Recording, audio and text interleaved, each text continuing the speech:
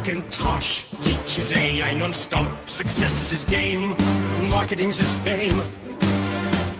McIntosh, the marketing ace, follow his lead to the winning place with AI and a clever spin. Join him now, learn to win. Learn his way, don't delay. If you do, you'll make your fortune today. Hey, welcome to the show. Of course, I'm Bill McIntosh, the guy who brought you here, and we have an awesome show today. We're going to be talking all about how you can build a profitable business and flood it with website traffic and visitors. We're going to be talking about several different strategies. We'll also talk about how to make money with an email newsletter and a whole lot more. And but first, let me just check with the audience. Give me a big hello in the chat and let me know if you see me and if you hear me and if we are indeed live. And I got visitors again today. So their timing is great. They creep in here right when the show goes live. But hey, Roxy, come here. You want to come here? Here, I'll say, Roxy wants to say hello. Come here, you. Come on. Come here. Come on. Here we go. There she is. So today, now we got Bodie too. So Roxy says hello. So give everybody a hello to Roxy. And then we got Bodie as a return visitor. Hey, you. Come on up. You want to come up? Come on. Come on. Come on. You can do it. You can do it. Come on. Come on. There he is. Okay. Get down. You got to get down. You're getting me hairy. Come on. All right. Okay. Enough distractions. Well, my mascots are here keeping me company through the show today. So we'll get things started. But of course, I'm Bill McIntosh. And over the years, over 2 decades, actually, over 20 years, I have been building successful businesses using digital marketing and cutting edge strategies. Brand new, like right tip of the spear, brand new strategies are where it's at. It's always knowing what's coming next and be able to get in and take action early that you can make lots of profit. And so it's my job to teach you and reveal to you some of the strategies that I'm using in my businesses. And over the years, within my businesses, we've generated over $100 million in revenue combined between them all. And so now I want to take that hard-won experience and share it with you so that you can have success like I have. And that's really become my mission in life. You know, I've taken it on as like a personal mission to pass this on and help fellow entrepreneurs, because the entrepreneurial community and people like you and I really are the group that is driving the economy forward, the group that is driving literally the civilization forward. It is the business owners and those that are making things happen in the world is really what drives the world forward. And so it's my mission to help people like you all over the world build, grow, and profit from their own businesses using some of the same strategies that I am. And before we get into the content today, I'm going to go check in on my Twitter ads. We always run ads straight to my my Twitter feed. So I am going to, let's see here. We're going to edit that, and then we're going to go next. So just bear with me while I get these launched. And there we are. There's the live show. Okay, give me 1 second. And I'm just going to launch these 3 campaigns, and then we will get rocking. So I always love to use Twitter ads to make the show get a little bit extra attention. And I actually really recommend, I did a show last week and talked about Twitter ads, in fact. And that is one of my successful actions right now is using Twitter ads. They're pretty darn cool, actually. And here, I got my 3rd ad. I'm going to launch it next. Next, let's do this. And then we can get on with it. Okay, launch campaign. All right, those are running, and I'll be keeping I'll be babysitting those and keeping an eye on them. But there we go. All right, so today we have 4 bits of content. So it's going to be a content-packed show. And in fact, oh, wow. Okay, we got pretty good sized audience. It looks like it already started taking off on Twitter itself. So the Twitter audience is going crazy. Wow, that was fast. So already we have, it looks like 300 viewers on Twitter just from me turning that ad on. That's crazy. Okay, well, sorry, Twitter always distracts me while we're while we're live. Okay, so today we've got 4 different segments. The first one I'm going to be talking about, it's a case study around a person who built a $75 million business just with an email newsletter, and he did it literally out of his dorm room from college. So we're going to talk about that. Also, I'll be showing you a pretty awesome tool that we're using inside of my businesses called Pika, and I'll show you how you can use it to create highly profitable ads. I'll show you step by step how it works and how to use it so that you can create advertisements, viral posts, and other content that you can use to blow up your business in a good way. And then we'll also be talking about a advertising strategy, which is my new go-to ad strategy for 2024. And I'll be showing you exactly, and it's actually not an ad, it's a traffic strategy that you can spend $2 a day on ads mixed with this really cool traffic strategy that I'm going to share with you and use it to expand and make your business highly profitable with little $2 ads. And then finally, we're going to talk about how do you use trust to get traffic? Because in today's age, especially in the year 2024 now, trust is everything when it comes to getting traffic from the big guys like Google. A lot of people know that you need to be trusted by Google in order to get traffic, but how? How do you do that? But it's not just limited to Google. All of the platforms have some form of trust baked into them. And if you can establish trust with the big giant platforms out there like Google, Facebook, Twitter, and others, then you can get a lot of traffic. And what you'll find is if you've ever tried to do traffic strategies and you struggled and they didn't work very well, there's a good reason for that. It's because you weren't trusted. And if you're not trusted, you can put out lots of content, you can do all the right things. And if the platforms don't trust you, people, or companies, I should say, like Google, just don't send you traffic. And it can be maddening, right? If you're doing all the right things, putting out good content, you're trying really hard, but they never send you any traffic. It just might be that they didn't trust you. So I'll show you how you establish trust with all of these platforms and make sure that you get the maximum amount of traffic, okay? And I'm gonna go over here one more time and check on my Twitter ads, and then I'm going to get into the first segment, okay? 1 second here, okay. There we go. You pause that one. Okay. Okay. Cool. Twitter's going crazy. YouTube is too. Actually, we got a pretty good audience here in YouTube as well. So glad to hear that.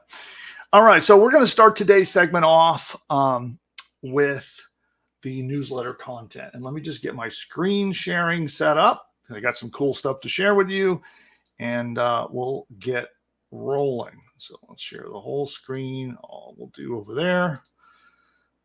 There's my friend the cat in the submarine. And so I'll be sharing some good stuff with you over there. And there we go. Last thing I need is my teleprompter. There we are.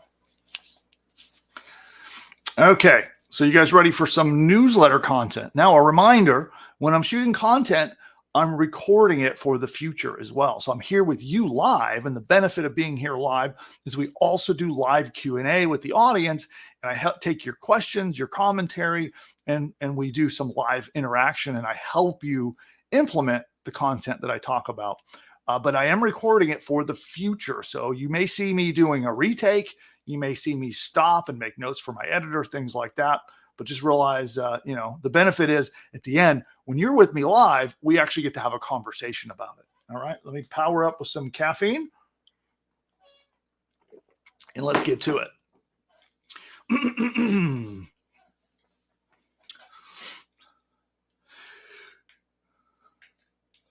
When it comes to making profit, email is where it's at. And especially in today's age, the age of email newsletters, people are becoming millionaires with this one simple strategy. Now, it does take work, it does take consistency, but if you do it right, I'm going to show you an example of how one guy, starting from his dorm room, built a $75 million empire by the age of 28.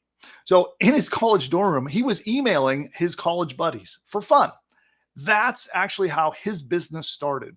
But by the time he was 28 years old, he sold that same email brand. He actually started a little newsletter, just emailing his friends and his buddies in college, turned that into an email newsletter business, and then sold it for $75 million. That was the valuation of that business when it sold.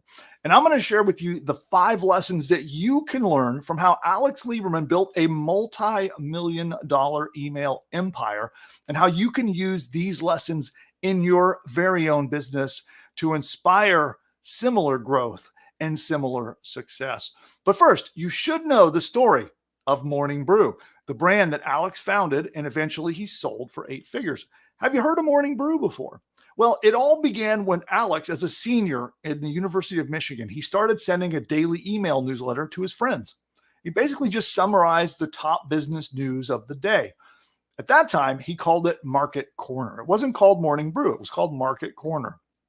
And he would spend anywhere from 3 to maybe 5 hours a day reading sites like the Wall Street Journal.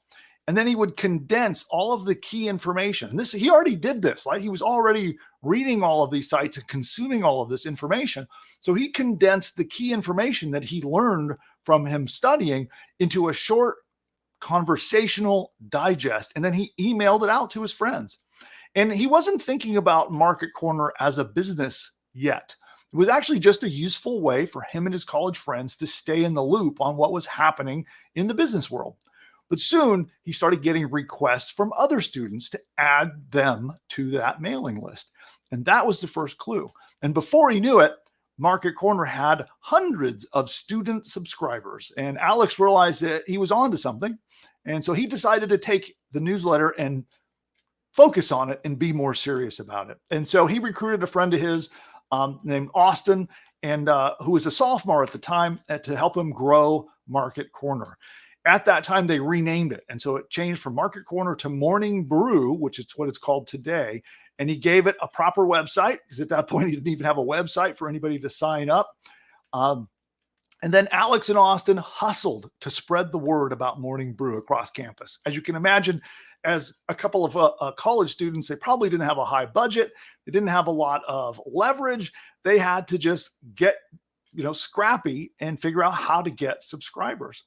So they spread the word across the campus, and they gave in-person pitches to every business and economics class that they could, passing around sign-up sheets. They literally had a pad and paper sign-up sheet was how they got their first subscribers. And then soon thousands of Michigan students were reading the Morning Brew. And then after they saturated their campus, they went on and they created an ambassador program to recruit students at colleges across the country to spread the word at their schools. So meanwhile, they experimented with a lot of creative tactics to keep growing, from doing swaps, which is like getting other email lists to promote them. They would promote each other. So what ends up happening is email A promotes email B, and then email B promotes email A, and they basically trade subscribers. So they had built a small following in a small newsletter, and then they started swapping subscribers and clicks with other newsletters like theirs.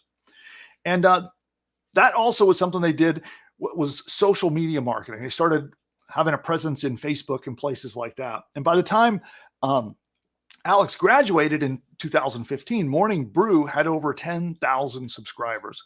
So with those like scrappy in the trenches tactics, again, not big ad budgets, not crazy marketing campaigns, just in the trenches, scrappy, hard work, they had 10,000 subscribers.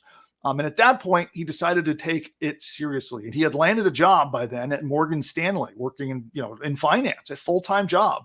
And so he quit that And then together with Austin, they turned this into a real business. And although it was tough at first, they doubled down on creating great content and aggressively pursuing partnerships and advertising deals. And then within a few years, Morning Brew was a profitable multi-million-dollar media empire. By late 2020, at the age of just 28, Alex sold Morning Brew for a reported $75 million valuation. And today it has over 3 million daily newsletter subscribers and a growing portfolio of new media products. But the question becomes, how does this apply to you? Right? That's Alex's story is great. You may not be a college student, who can apply this in your university, but there are 5 key takeaways from the Morning Brew story that you can use to grow your business like they did. And lesson 1 is to just get started. You'll notice they did not wait to let's get a website up. They didn't have a website. Oh, let's try to do an ad campaign. They didn't have an ad budget. They just got started with what they had. And that is a big lesson for any entrepreneur. Do not overthink it. Do not overplan it. Just get started. Even when it seems like you're not equipped and ready yet, you need to start anyway. When Alex had his first idea for Morning Brew, he didn't wait until he had a website built or any kind of strategy. He simply started emailing his friends.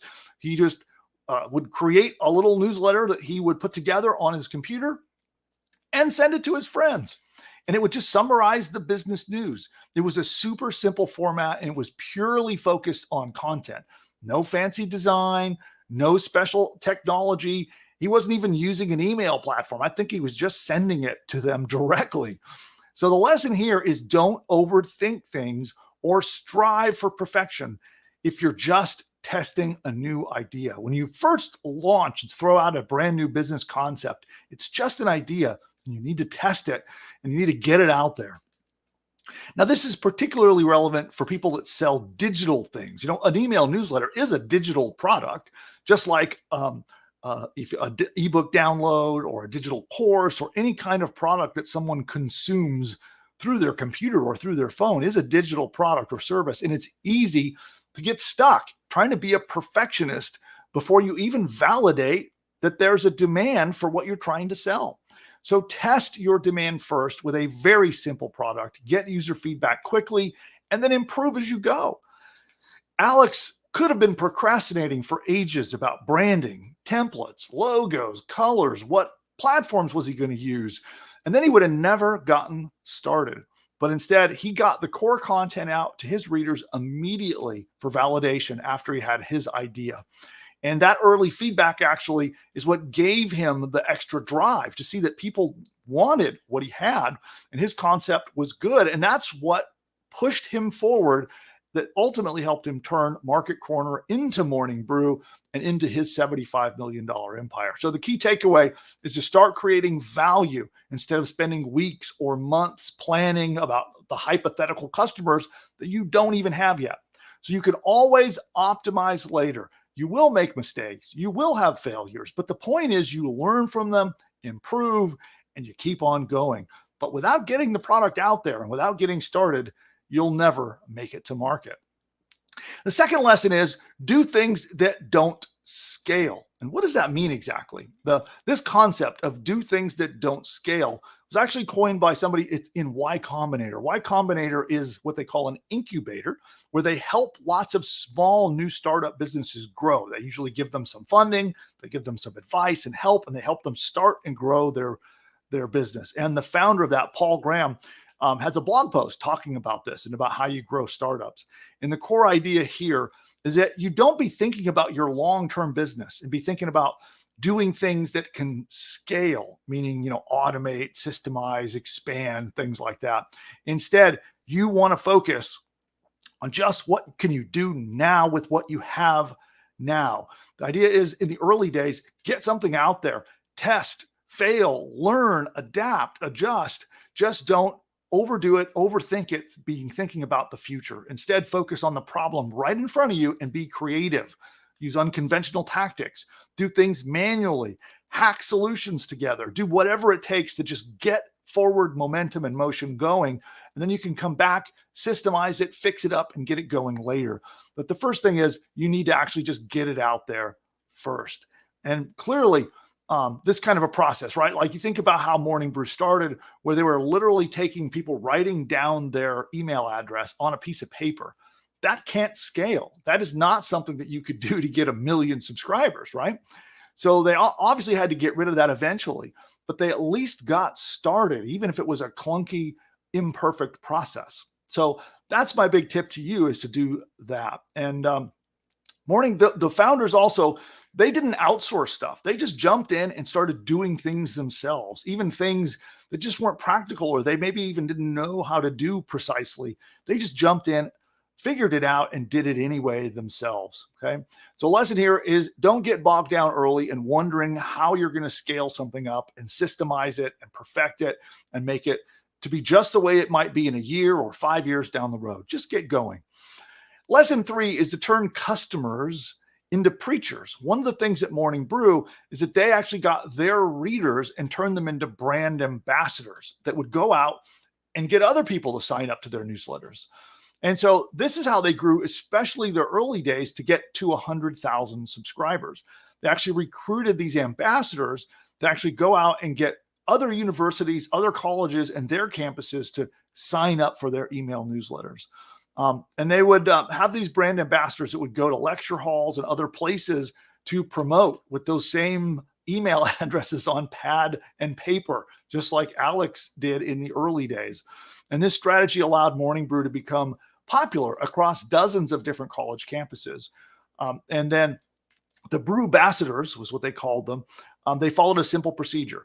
They would go to a lecture, they would pitch the newsletter, they would collect email addresses by hand on the pad and paper, and then they would send a picture of that. They would literally take a picture of it with their phone and send it in to get those people on the mailing list. Pretty clunky, right? But it worked, and it worked really well. So many people would have instead not done that. They wouldn't have done that because they thought, oh, that's silly. People writing down their email addresses and all of this, and they would have skipped it. But these guys went ahead and did it anyway. Instead of being perfectionists, they just did it. And so what they did is they incentivized the ambassadors with special bonuses that only these ambassadors got. So for example, if they hit 50 subscribers, they got an exclusive program with extra tips and materials that would help them with their careers, right? And just that alone was enough incentive to turn these ambassadors into salesmen that would go out and sell and get subscribers on their behalf, okay? Lesson 4 in the newsletter here is that be easy to read. So Morning Brew was able to grow an adoring fan base because they made their content simple and easy to digest. They did not go out and write like a huge novel and make a very extensive, perfect edition. Instead, they used basic copywriting practices to just make their newsletter simple and easy and accessible to everyone. And it allowed them not only just to get their newsletters out, they didn't have to be perfectionists with what they wrote in their newsletters.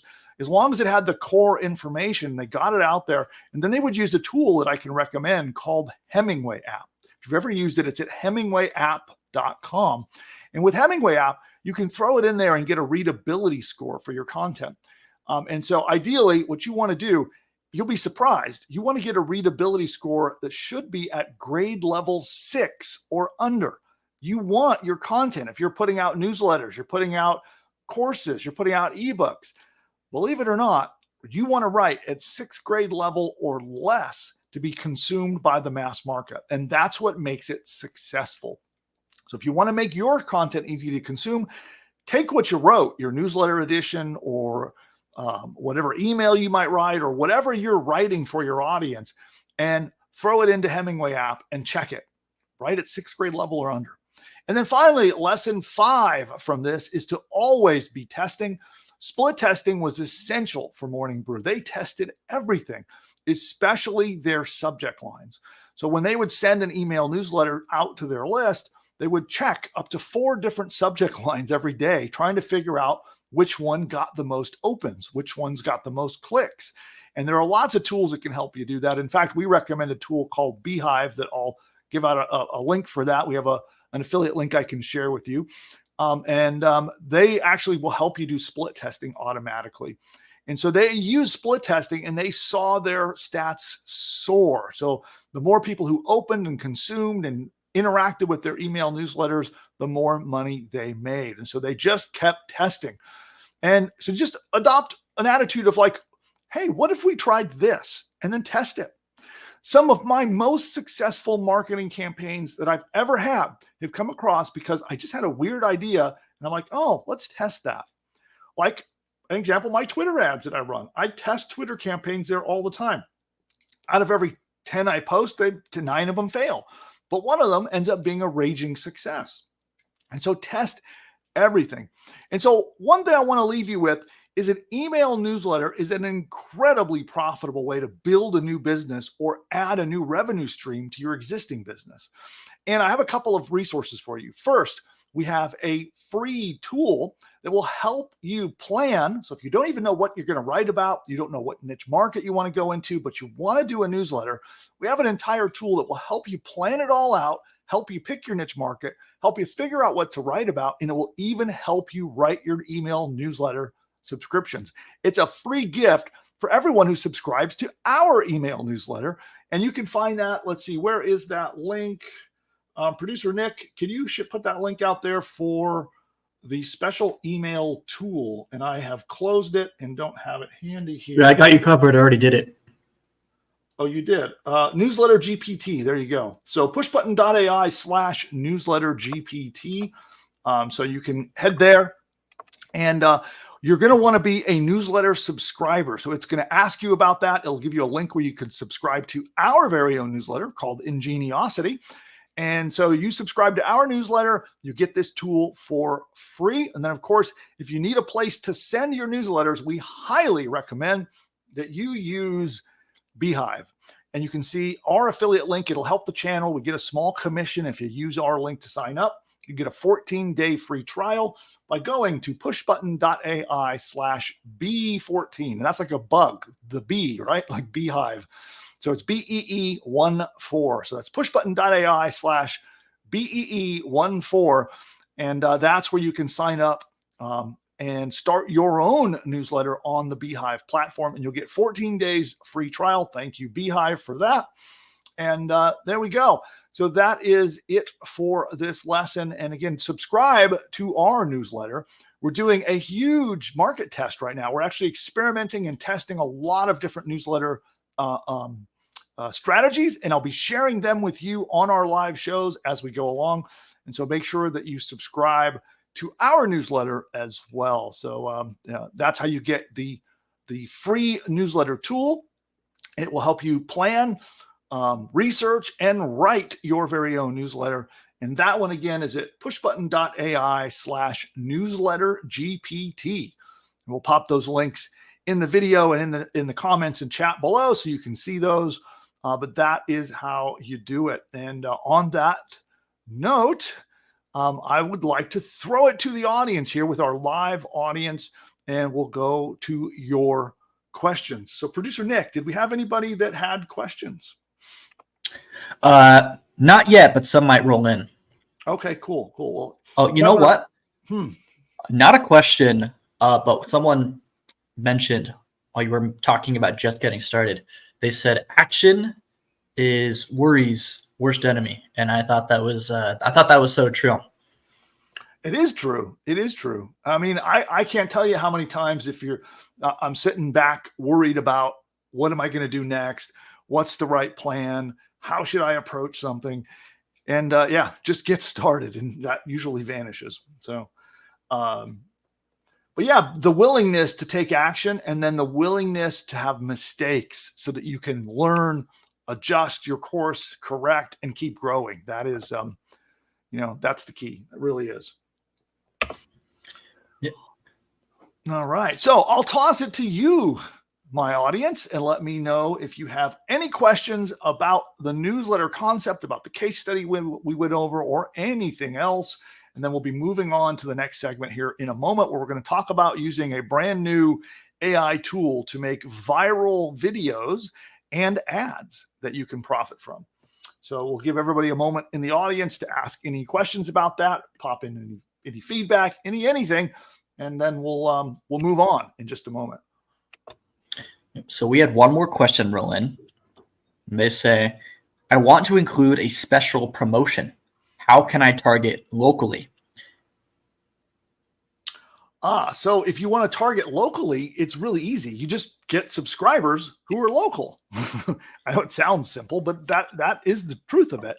And there are a lot of tactics to do that, from good old, guerrilla scrappy campaigns of like getting subscribers physically on the ground in your area, to ad campaigns where you target your local area. All the campaign places like Twitter and Facebook and Google, you can target those who live in the area you want to target. And that is an easy way to build a newsletter that's local. All right, cool. Well, I'll tell you what we're going to do. So I'm going to take a quick ad break, and I need your help. So I'm going to take a quick ad break, and I'd like to know, what ad do you see? This is a little experiment we love to do during our live shows. Let me know, what ad do you see when we do our quick ad break. I'll come right back. I'll finish answering questions, and then we'll start on the next AI viral video and ad tool training. We're going to do that in a moment. But first, we'll do a little bit of an ad break, and I'll be right back. You can now launch your own online business with the click of a mouse. Sounds crazy, right? Guess what? It's now possible thanks to our game-changing AI software that's helping beginners build a successful online business. If you have tried and failed at building an online business, or you've got no idea where to start, there is good news for you. We are entering a new exciting era of AI, and I'm here to teach you how to use it to build and grow an online business. Because I'm handing you a blueprint, a business in a box powered by AI, and it's called PushButton AI. Imagine a tool so smart it does all the heavy lifting for you. Builds an info product business, sets up hosting, launches the website, and even crafts engaging email sequences. Here's the thing. This isn't like anything else out there, and this is based on what's working right now. PushButton AI is based on my experience of generating over $100 million over the last 20 years and helping over 81,942 customers build and grow their own online businesses. If you'd like to find out more about this, register now and dive into my free live demo to uncover strategies and traffic tricks that will pivot your business and skyrocket your online business from surviving to thriving. Imagine what your life would look like today if you bought Bitcoin when it was $1. You now have the same opportunity with PushButton AI, since nobody else is doing this. Don't miss out this time.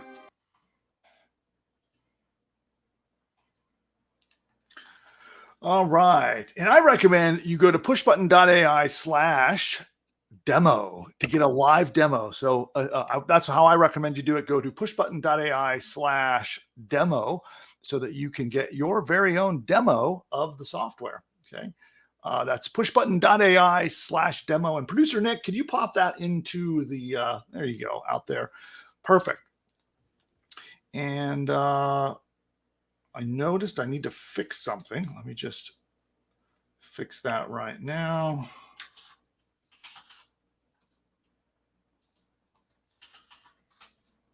Oops, that's not what I wanted to do. And there we go.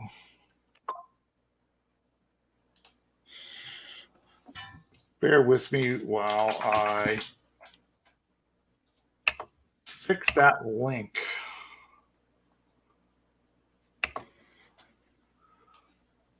There it is.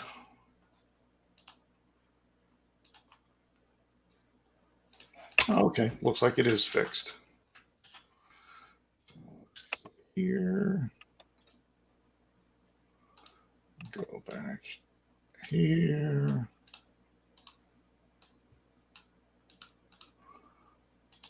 A little glitch with the free class link. So I just noticed it while we were live, and there we go. So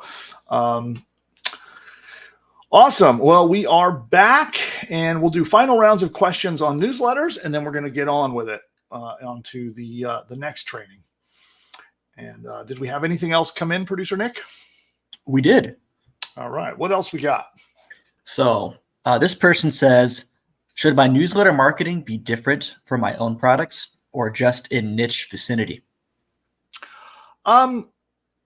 Yeah, I would say if you have your own products, then you can make a newsletter in your niche market. And personally, what I do is I promote my own products and a blend. I promote other people's products for commission, as doing affiliate marketing is what that's known as, if you're not familiar with it. So I do a blend where I promote my products probably 80% of the time. And then about 20% of the time, I'm promoting other companies and other products so that we get an affiliate commission. And that's kind of the blend that I do. But that's really up to you on how you want to plan it out. But yeah, I do a blend. I just do one newsletter and I blend affiliate marketing, promoting other people's stuff, and my own all in one newsletter. Next up. How do you increase your views? Subscribers? I'm assuming that means how do you get more subscribers? So yeah, we do a lot of training on the channel about different ways to get traffic. And so I would really recommend that you subscribe to the channel, which I'll do a plug right now for the live audience. If you're here with me now and you want more training like this, you want more knowledge about how to drive traffic to your business and get subscribers and grow your newsletter or grow any business, then I would highly recommend you subscribe. You'll see somewhere down below a way to subscribe and follow the channel so that you can be notified next time we are live. And then we're always posting new content to the channel. And in fact, if you go in and look through the back content in our catalog, there's several videos in there about how to get traffic. And today, in just a little bit, I have a segment that's going to be perfect for you. So we're going to talk a little more about how you get traffic to your website. A brand new traffic strategy that I'm focusing very heavily on, and I'll reveal it in just a little bit. Okay. So the person that asked about including a special, how to target locally with a special promotion, they went on to elaborate. They meant to ask if Google can target locally. Sure, they can. Yeah. Well, Google Ads can target locally, and you can target local keywords as well if you want to do organic local targeting. So the answer for both paid and free is yes, that you can target locally. Great. And Jason wants to know, how do you choose your affiliates for your newsletter? Are they strictly complementary products to yours or highest revenue? It's a blend. For me, it's a blend of factors. One, is it a good product? Based on the research that my team and I can do, does it look like a good product that's going to make my customers happy? First of all, that goes first. Next up, we take a look at how much revenue could it make? Is it, are we going to get a big commission? Do they have any proven track record of making big commissions for other people? And so we'll look at that. And then third is we'll take a look and we want to find products that are complementary to what we do, that will help our audience, that are not super competitive. They can be somewhat competitive to our product even.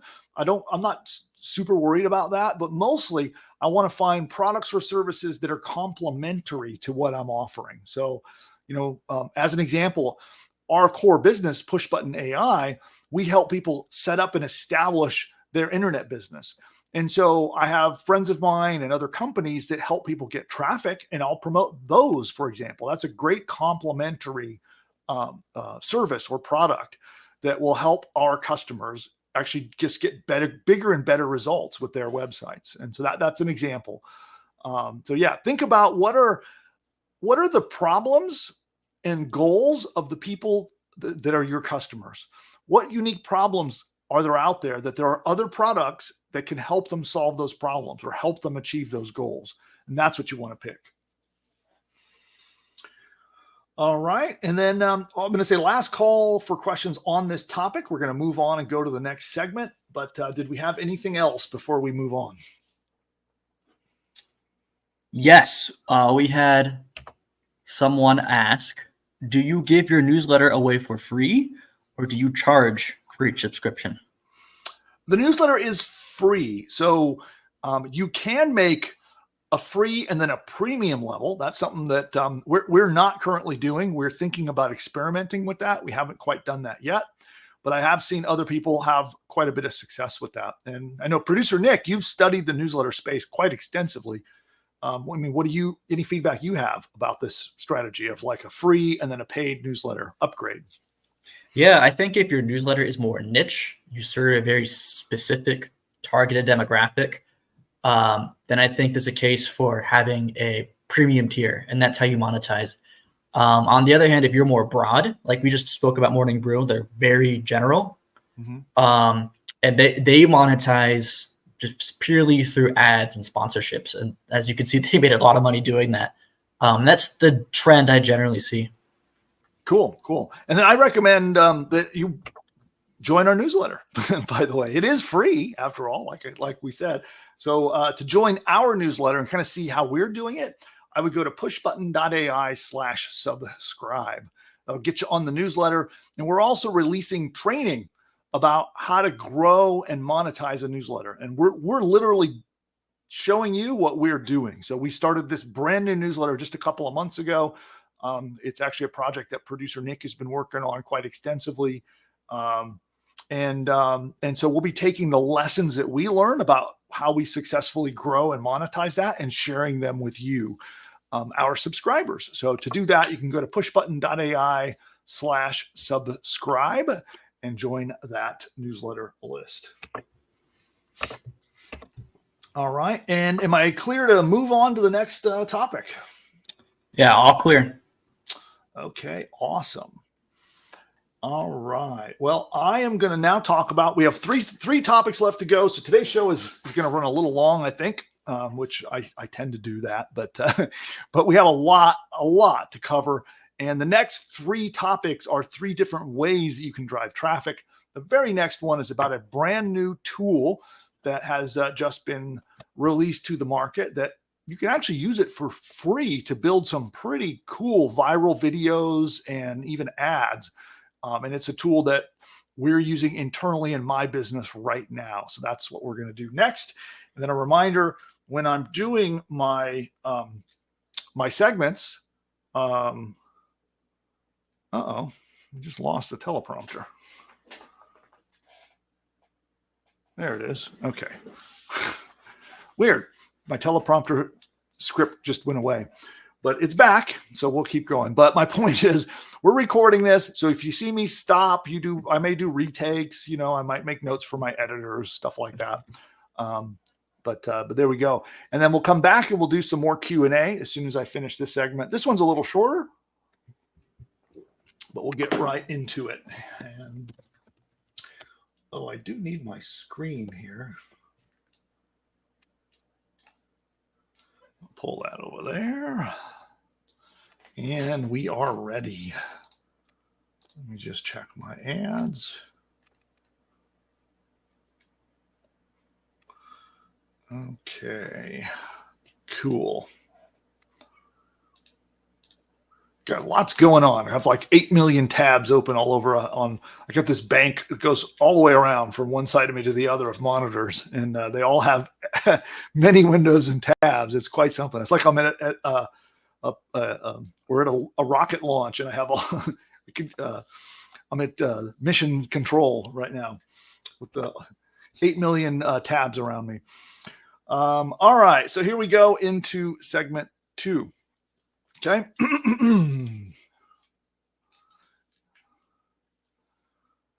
I've been using AI text to video to literally double the performance of my social media ads, and I'm not the only one doing this. There are a ton of people using AI text tools to make images and videos for their ad creatives, and some of these ads seem to be really high performers. And it's not just limited to ads. You can also use some of these tools, and I'll show you how in just a moment, step by step, how to use a free tool that was just released on the market that makes amazing viral social video ads, and which you could use to get both free and paid traffic. Now, most people, including me, have been using a tool called Runway ML. You might have heard about it, to make their AI text to video content. It's an awesome tool. That is not the one we're going to talk about today. And we've spoken about that a lot on the channel. And you can see more about that. I've done an extensive training on how to use Runway ML to make really cool viral videos, but it's not free. It's actually a paid service. It's a really good one. And there is another tool I want to show you today that is free. And so I'm going to note for editor, we're going to skip this little section here. Okay.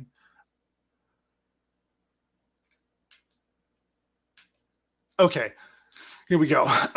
This text to video competitor that I'm going to show you today produces similar quality and I think sometimes even better quality content, and it's completely free to use. That's right. You can make the same AI content that we're using in our very own ads, and you can do it completely free with Pika Labs. Pika Labs is a powerful AI text to video tool, just like Runway ML, but it's completely free at the time of this video. And I'd like to show you some examples of some of the amazing things that you can make with Pika. So here, I'm going to share my screen and we'll go over and take a look.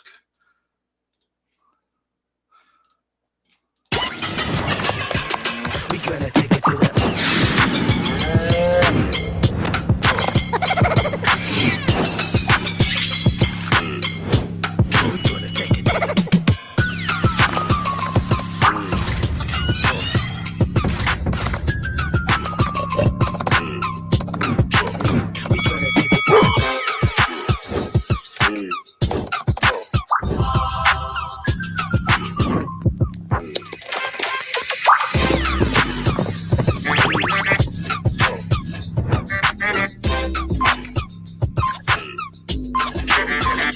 Okay, you get the idea.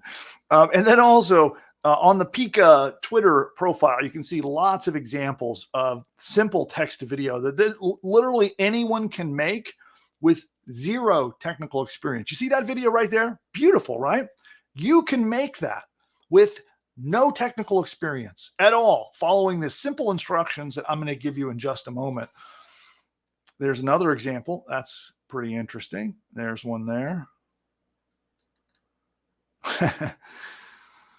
Got the Doge. Wow, that's pretty. So all of these are made with this simple tool that's just text. You just tell it what you want and it makes the video for you. And so what we do is we make these short little videos and we string them together. So we'll have little strings of anywhere from 3 to 10-second videos, and we string them together into a single ad. And we'll put a text overlay over it. We'll have audio that we add as well. And that's how we generate our ads. Like you've probably seen some of the ads that I play on this very channel. So these are examples of what can be created using this tool. All right, so I'm going to show you exactly how this works step by step. So let's get into it. The first thing you're going to want to do is go to pika.art. So you can either use Pika inside a chat tool called Discord. If you're familiar with Discord, it's just a chat tool and you can chat with it just like you can using some of the other AI tools. There's a tool called Midjourney that you can use using Discord, like a chat server. But I recommend you just create an account on pika.art and do it right in your browser. It's the simplest, easiest way to do it. And for this training, we're going to do it that way. I'm going to load it up in the browser and we'll play around with it together in just a moment. And Pika allows you to create AI video from text. So you put together what's called a prompt, which is just instructions, and you just tell Pika what you want, and it will actually make it. And you have two choices. First, you can take a picture. You can take an image of anything, upload it to Pika, and tell it to animate that picture. Or you can do what's called a text prompt. And so with that, you just tell it what you want, and it will create it. Now, for text prompts, it's a really simple structure. So what we do is we first tell it what our medium is, meaning like, how do we want it to look? Do we want it to look like a cinematic film, 3D animation, 2D animation, an oil painting, anime illustration, whatever that might be. Then we tell it the style. If there's any style points that we want it to look like an action film, a drama film. You can talk about specific filmmakers or genres of movies or themes, right? Also, you next tell it what scene you want. And you just do this in plain, simple English. So as an example, you would say, I want to make a photorealistic action video of a man riding a motorcycle through a busy city, right? So we've given a scene, and then we've also given the action. So that's what's happening in the shot. And then you can add any adjective. So do you want it to be rainy, sunny, smoky, clear sky, whatever it might be you want to describe? You want them to be driving through blue modern buildings, whatever that might be. You just simply describe it and it will make it. So what we're going to do now is we're going to demo. I'll pull up the screen and we'll make some of these together. Okay. So let's do this. I'm going to pull the screen back up. We'll head over to, this is Pika.art once you have logged in. And it's really simple to get started. You'll see down, these are examples of other people's images. So you can see all of these images were made using the simple text to speech. Pretty cool, right? I like the tiger. Oh, get a diver with some very strange looking alien sea creatures. A smiling coffee cup. Anyway, so you just describe it. So let's talk about that. So we're going to do just like I said. So we're going to say that we want a photorealistic action movie of a man riding a motorcycle through a cyberpunk modern city with blue buildings. Okay. So it's that simple. Now there are some options. So I want to show you an example of some of the options that you have when you make these videos. So we could just click the little image there and it would start making it. But I want to show you again how you can customize these. So with these, notice these down here, we have these little sliders. So if you click that, you can tell it how close to the text do you want it to be versus how creative do you want it to be. So it can be creative and be and make it really unique. You can also do what's called a negative prompt. So if there's anything in here that you don't want to appear, you can put it in here. So we could put that there. The next thing, the little video thing, these are your motion controls. And so here we have the, how do you want it to move? Do you want it to be panning, zooming, rotating? So what we can do is we can have it zoom out. So that's what I'm going to do there. We're going to zoom out. And then how much motion do you want? So I'm going to put it up to a 2. So you can dial it way up and have lots of motion or way back and have hardly any motion. Okay, so we're going to give it a 2. Now the next thing you can do is under video options. These are, do you want a widescreen video? Do you want a tall, like a selfie style video, a square video? There are all these options. Okay, we're going to go with widescreen. Frames per second, we're going to leave it at 8. And there we go. So we're going to leave everything else the same. And then we're going to click the little button. Okay, now it's submitted it. See, it says your video will start generating soon. So we're going to give it a moment to generate that video. And again, just to recap your options, you have the aspect ratio, which is how wide and tall your video is. The common one is a 16:9 aspect ratio. So that is a widescreen, video like you see in most places. You've got your frames per second. So you can make it look sort of more amateurish, make it look sort of more choppy by lowering the frames per second. If you want to make it look more cinematic, you raise them. You've got your camera control. So is the camera going to be zooming up and down, panning side to side, zooming out, zooming in? You can control all of that. Then, of course, we have negative prompting so that we can tell it what we don't want to appear in our scene. And then you can also say, how consistent or creative do you want it to be? Do you want it to stick really, really close to what you said in your text? Or do you want to give the AI a little bit of creative license to make it turn into something unique and interesting? So you can control all of that with Pika.art. Okay, so let's see. It looks like it's still generating. I've just been waiting for it to. Oh, there we go. It finished right there. So there is the image we just created. Here, I'll go full screen so you can see it there. Okay.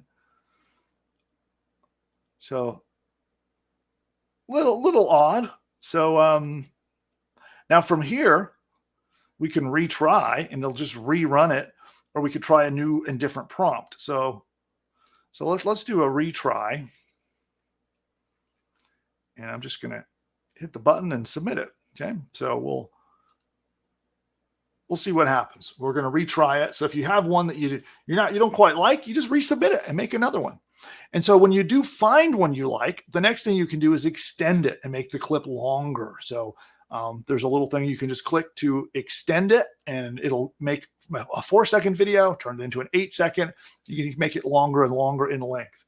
And so what we do is we'll make a series of scenes, and then we use that to make our videos. So we might stitch together anywhere from 5 to 10 different short little scenes that we make using this tool.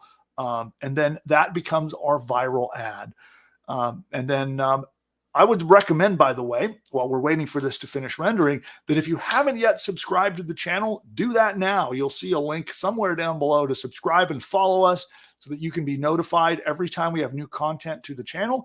And over here on YouTube, you can see in our library, we have a whole library of content, and I broke down in great detail what we do. So once we've used Pika and we've made our scenes, if you'd like to learn how to actually turn that into a fully finished video, including audio, music, a voiceover, captions on the screen, how we put it all together and output it as an actual ad, there's a complete video training on that on the channel. So make sure you can find that in there. And in fact, Producer Nick, if you know where that's at, we can link that down below as well.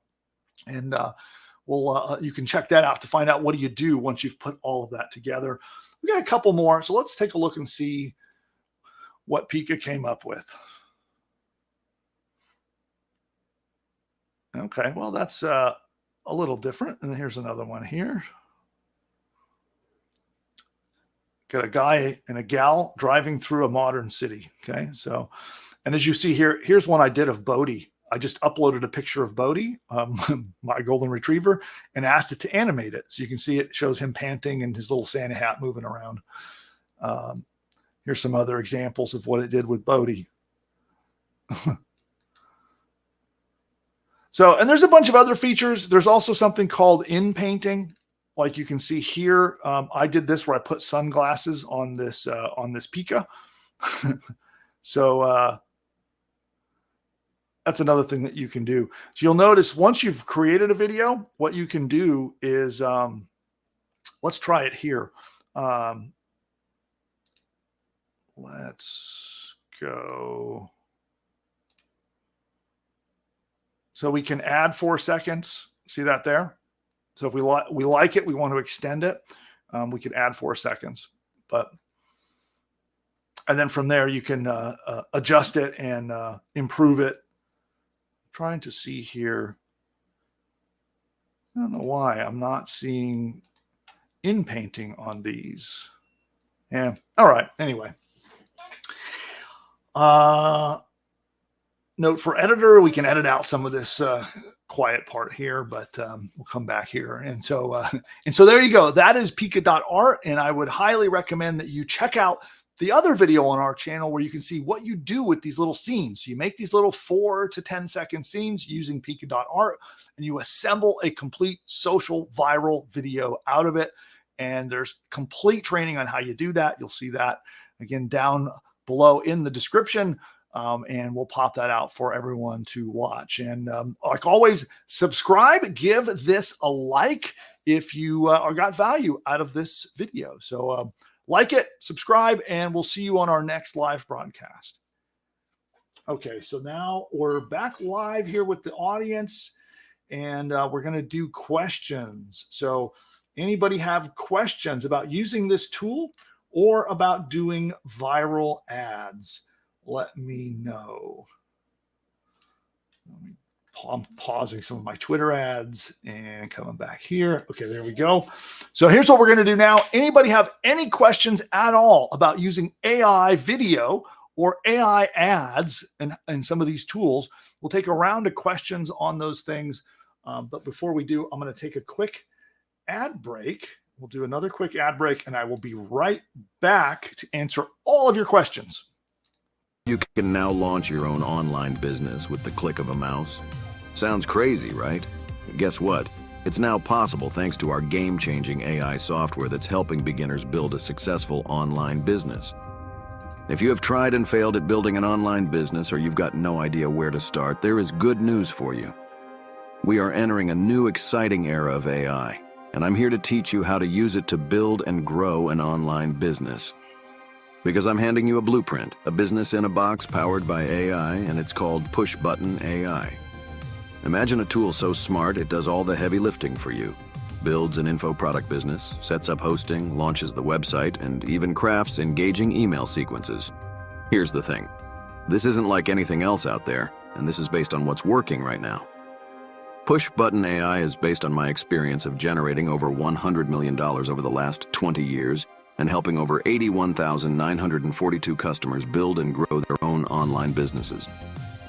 If you'd like to find out more about this, register now and dive into my free live demo to uncover strategies and traffic tricks that will pivot your business and skyrocket your online business from surviving to thriving. Imagine what your life would look like today if you bought Bitcoin when it was $1. You now have the same opportunity with PushButton AI since nobody else is doing this. Don't miss out this time.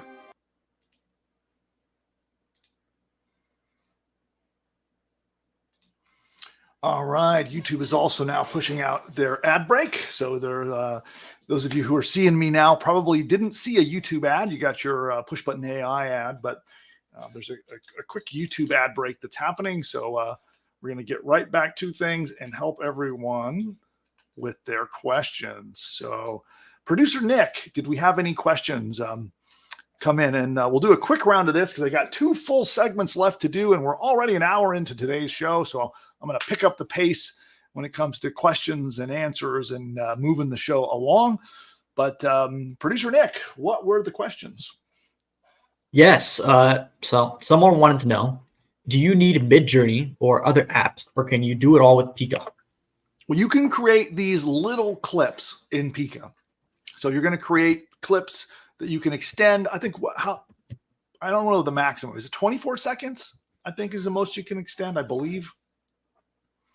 I don't know if I think so. Yeah.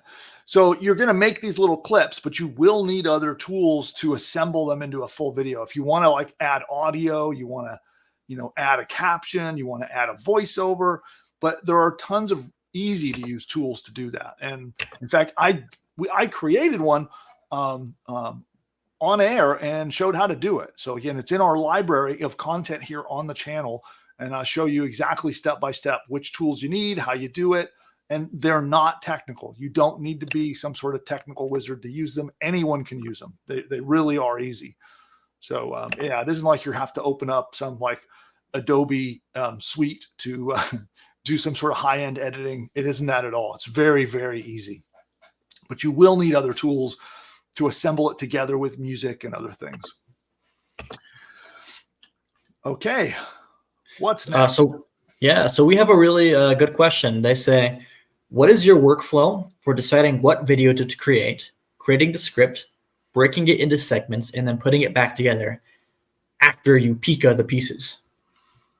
We tend to start with a script. So, and I'll refer to you to that same video training. We kind of go through that process, but we start with a script, and we'll often use ChatGPT to massage and finish and output that script. So we'll create a video script, and then we plan out our scenes around that script. And in the case of like the video that you just saw me play here on the channel, it's pretty random, right? Producer Nick, you actually produced that one. So was there any thoughts to how you assembled your scenes to match the voiceover script? I was trying to make it as trippy and pattern interrupty as possible. I was trying to lean into the, fantastical kind of sci-fi AI element. Yeah. You can see kind of how the music matches. Yeah, a pattern interrupt, by the way, everyone, is, for those who may not know, is where you do something unexpected. You're breaking or interrupting a mental pattern that if people are used to seeing a certain type of video, you break that pattern and do something completely different to catch their attention. So that's what we're talking about there. Sorry, Nick, I cut you off. No, yeah, then that was my complete thought. But yeah, I think you put it perfectly. Awesome. But yeah, so we do our script first, and then any kind of planning of scenes can go around that script. So let's say in your script, if you're doing a course on dog training and you have a section about dogs barking, well, then put some videos about dogs barking, right? If you have a section of your training about dogs walking on a leash, get some footage of dogs, walking in the park happy, so you can kind of plan out your scenes to somewhat match the script. Although that's not even totally necessary.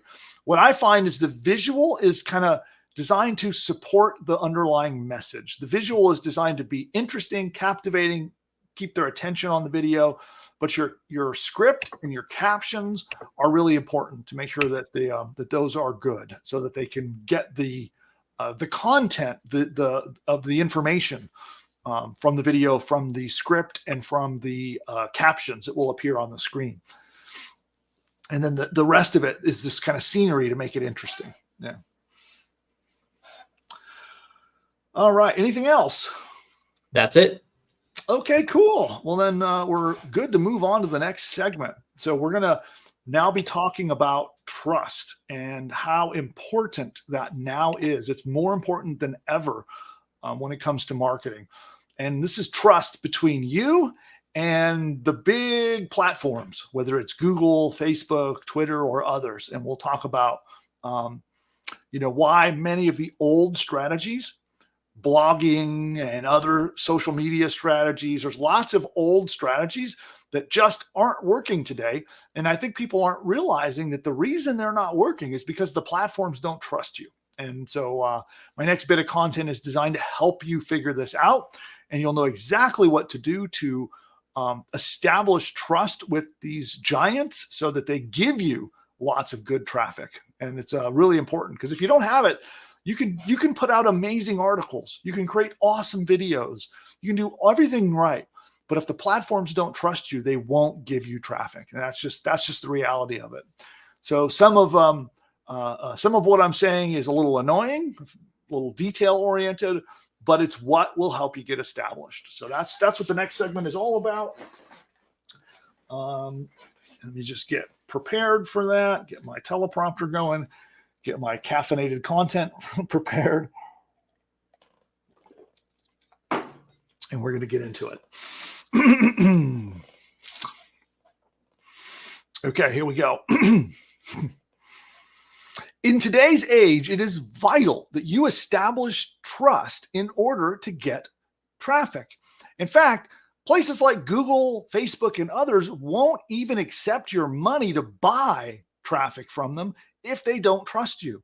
And so how do you think they're going to give you free traffic? If they literally won't accept your money because they don't trust you, they will never give you free traffic. And that is why in 2024, trust has become, I'm going to redo this take. So 1 second. We're going to redo this take. Here we go. In today's age, establishing trust with the big platforms like Google, like Facebook, like Twitter, and all of the other platforms that you might want traffic from, establishing trust is vital. But how do you do it? And how do you ensure that you get a flood of traffic, especially when you have a new business or a new website? Well, there's some loopholes that you're going to have to work, and some, well, shoot. Let me redo this again. Take 3, third time's a charm. In today's age, establishing trust with the various platforms out there is vital. And if you want them to give you lots of free traffic or paid traffic, sites like Google, Facebook, Twitter, and others, then you must establish trust, because they simply won't give you traffic. The traffic you might deserve. You might work really, really hard putting out great videos, writing awesome articles, being very helpful, and you can't figure out why. Why won't Google give you traffic? Why won't Facebook give you distribution on their platform and help you get traffic? It's all about trust. And so let me show you in today's video exactly how you establish trust, because this is an important first step before you get started trying to do traffic, before you go out and spend your first penny on advertising, before you write your first article. In fact, you want to do these steps first, or you just won't get traffic. And let me explain. The big sites out there, they have a problem. They really do. They are flooded with all kinds of bad actors, with scams, misinformation, people that are like, they'll do fake reviews where they'll try to pretend like they're reviewing a product that they've never seen before, they don't know anything about. And so there's all these variations of scams trying to get traffic from these big sites. And so they've got a real problem. And what they have begun doing, and this is something that's been evolving over the years, is they are trying to use trust. Do they trust your website? Do they trust your business before they're going to open up and give you traffic? Now, you may have even heard, for example, that if you have a brand new website, it can take months or even a year plus to start to get free traffic from it. And it's just not true if you know how to establish trust. Important thing here is you want to look like a quote unquote real business, right? So you want to look like a real business that is not some sort of fly by night thing. Think about it this way. If you're out, you want to buy a watch. Okay.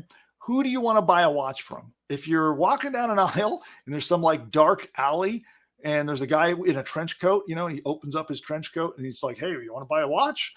You want to buy a watch from that person who's sneaky, who's hiding, who you don't know who he is. You don't know where he got his watches from. You don't know if they're counterfeit, stolen. You have no idea what's going on. Or do you want to buy from a legitimate store where you know the source where they got their watches?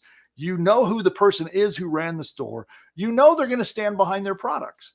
That's who you want to buy from. And so you don't want to look like that back alley guy trying to sell stolen watches out of his trench coat. So think of it this way. Don't look like some anonymous, completely random blog, right? Just throw up a blog on the internet. Who knows who owns the blog? Who knows what it's about? Who knows if you can trust it or not? Just some random blog. Well, don't do that and then expect these big giant platforms to give you traffic.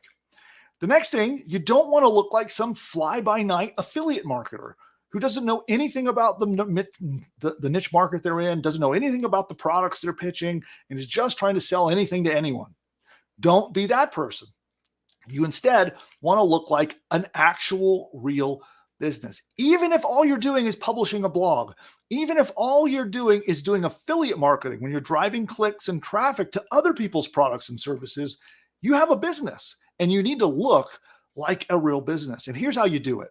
First, you want to make sure that you actually put a real address. So a real address. And this, you can get this from a variety of different places, whether it's a mailbox service, whether it's your physical address, however you do it. It can be your sister's address, whatever, but it needs to be a real address. You need to actually use that and use it on your website. You want to publish your address on your site. And I like to put it on as many pages as possible. In fact, when you build a site on PushButton AI, the system will recommend that you put an address in the footer at the bottom of your site across all of your pages. Okay? This sends a signal that you're real.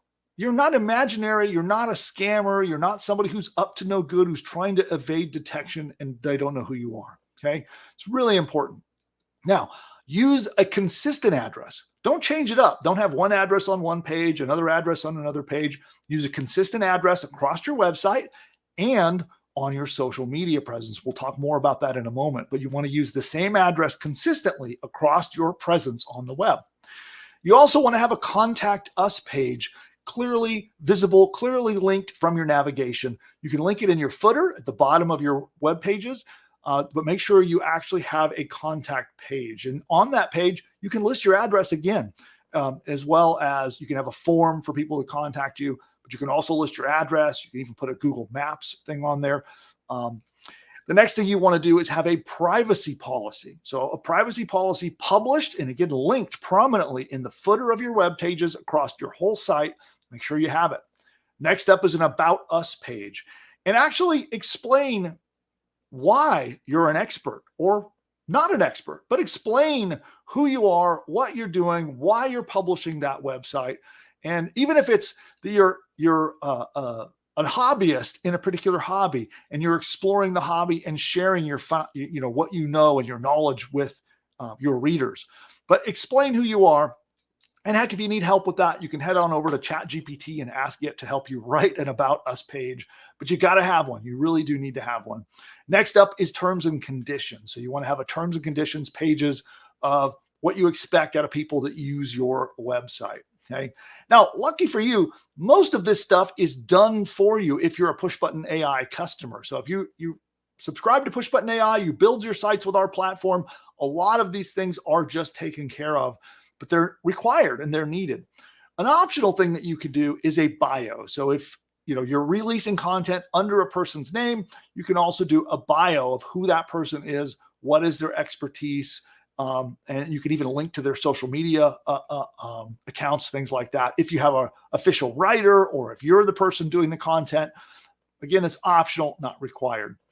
Next, you must have a social media presence, and that will make more sense in a moment. You'll understand why. But you absolutely, for every single blog you post, every affiliate website you make, every, any kind of site that you build, if you want traffic, you've got to have social media presence for that site. So make sure you've got a Facebook page, an official business Facebook page.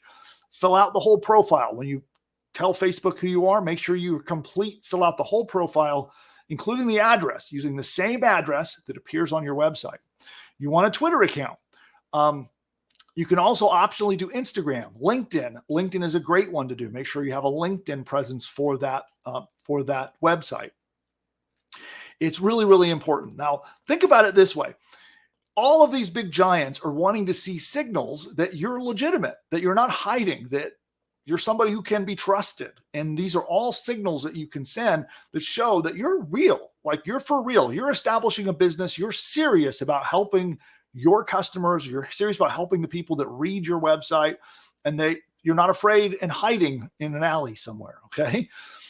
Now, speaking of your website, you've got to have a quality website. And those, again, who are PushButton AI customers, we take care of this for you. There are several factors that are really important. One is speed and usability. So your site must respond quickly when the public browses it. When the public comes to your website and responds, it must be quick and snappy, and it must work right.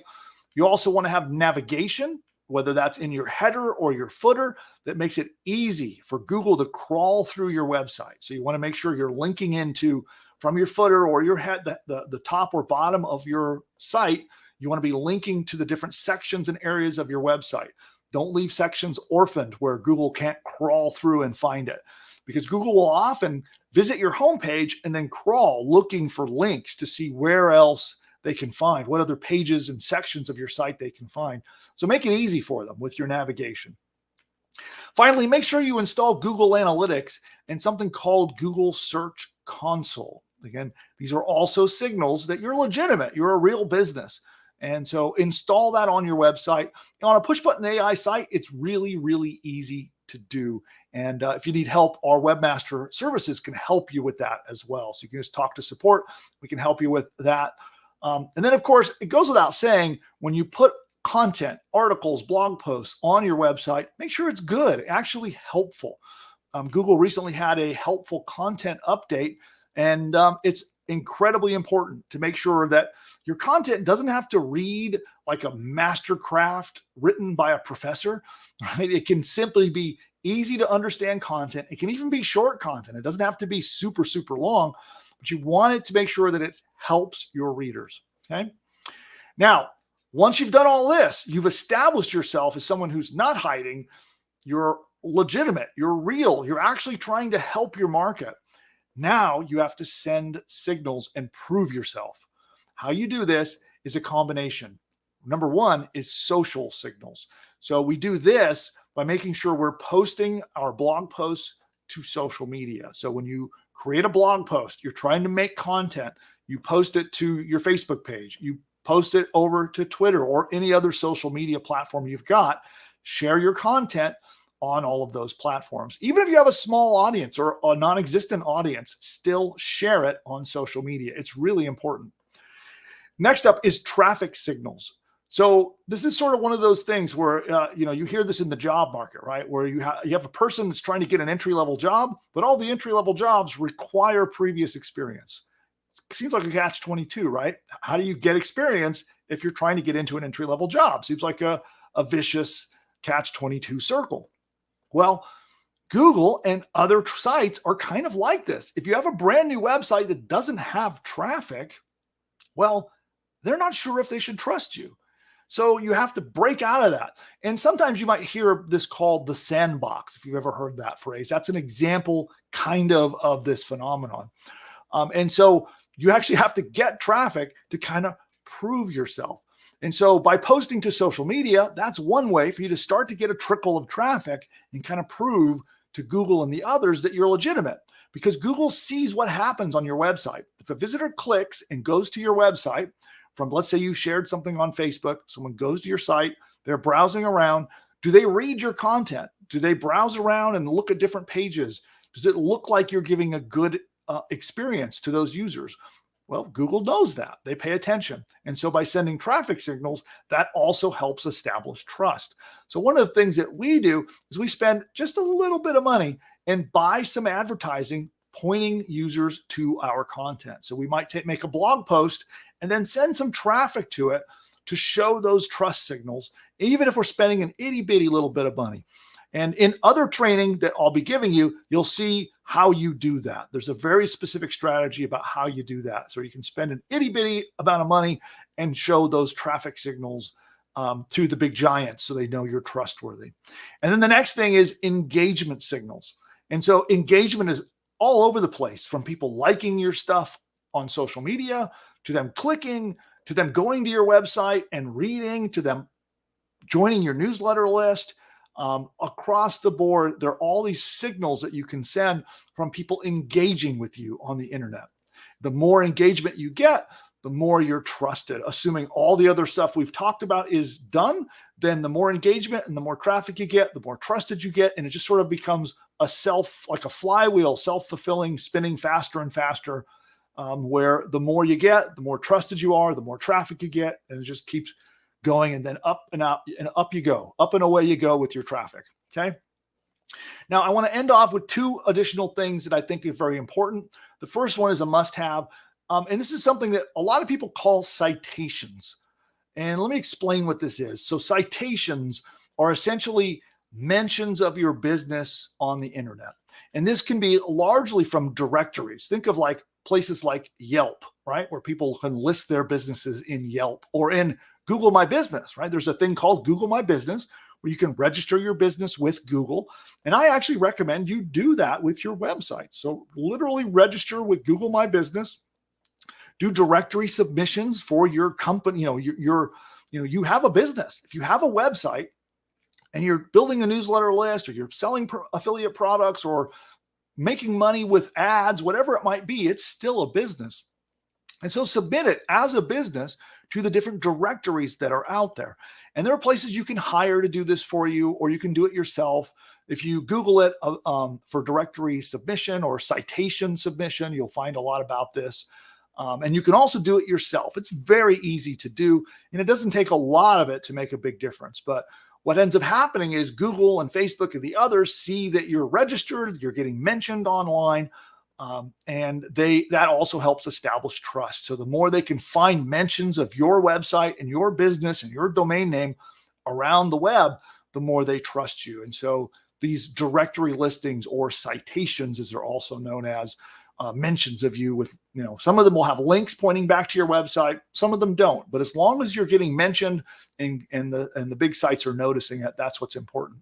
And then this comes to the final one, which I'm going to be doing extensive training on this. This is additional, advanced, more optional stuff. And these are brand signals. The more your business is mentioned online, the more your business is searched on Google. If somebody literally goes to Google and searches for the name of your business or your domain name on Google, these are brand signals. And this can be anything from press releases being distributed all over the web with your company name and website listed in them, to people searching Google. But there are all these things called brand signals that your business can send. And it's through all of the things I just talked about today is how you ultimately establish yourself as highly trusted by Google, by Facebook, and by others. And so they'll be willing to send you more and more traffic. And the intriguing thing is, the more you're trusted, the cheaper your traffic is, and the more of it that they will send you. It's quite amazing once it all clicks and comes together. But trust is now a vital thing in order to get traffic. So I hope that a little bit of what I talked about today is useful so that you can apply that to your website. Or if maybe you've started a website and you can't figure out why no one will send you traffic, maybe this will solve the mystery for you. But get to work, establish yourself as trusted with the big giants out there, and they will send you traffic. I want to remind you, down below, you can see where you can follow the channel, subscribe to the channel, and don't forget to like this video to help feed the algorithm so that the big giants out there, speaking about trust, will share this video with more and more and more people so we can eliminate this mystery and help everyone get more traffic from Google, from Facebook, and the rest of the big giants that are hoarding their traffic from us. And on that, thanks. I'll see you next time. Bye for now.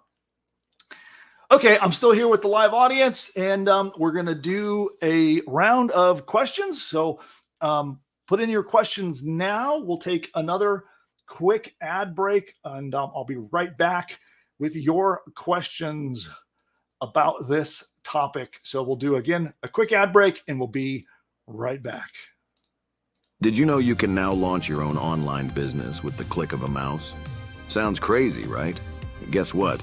It's now possible thanks to our game-changing AI software that's helping beginners build a successful online business. If you have tried and failed at building an online business, or you've got no idea where to start, there is good news for you. We are entering a new exciting era of AI, and I'm here to teach you how to use it to build and grow an online business. Because I'm handing you a blueprint, a business in a box powered by AI, and it's called PushButton AI. Imagine a tool so smart it does all the heavy lifting for you. Builds an info product business, sets up hosting, launches the website, and even crafts engaging email sequences. Here's the thing. This isn't like anything else out there, and this is based on what's working right now. PushButton AI is based on my experience of generating over $100 million over the last 20 years and helping over 81,942 customers build and grow their own online businesses. If you'd like to find out more about this, register now and dive into my free live demo to uncover strategies and traffic tricks that will pivot your business and skyrocket your online business from surviving to thriving. Imagine what your life would look like today if you bought Bitcoin when it was $1. You now have the same opportunity with PushButton AI since nobody else is doing this. Don't miss out this time.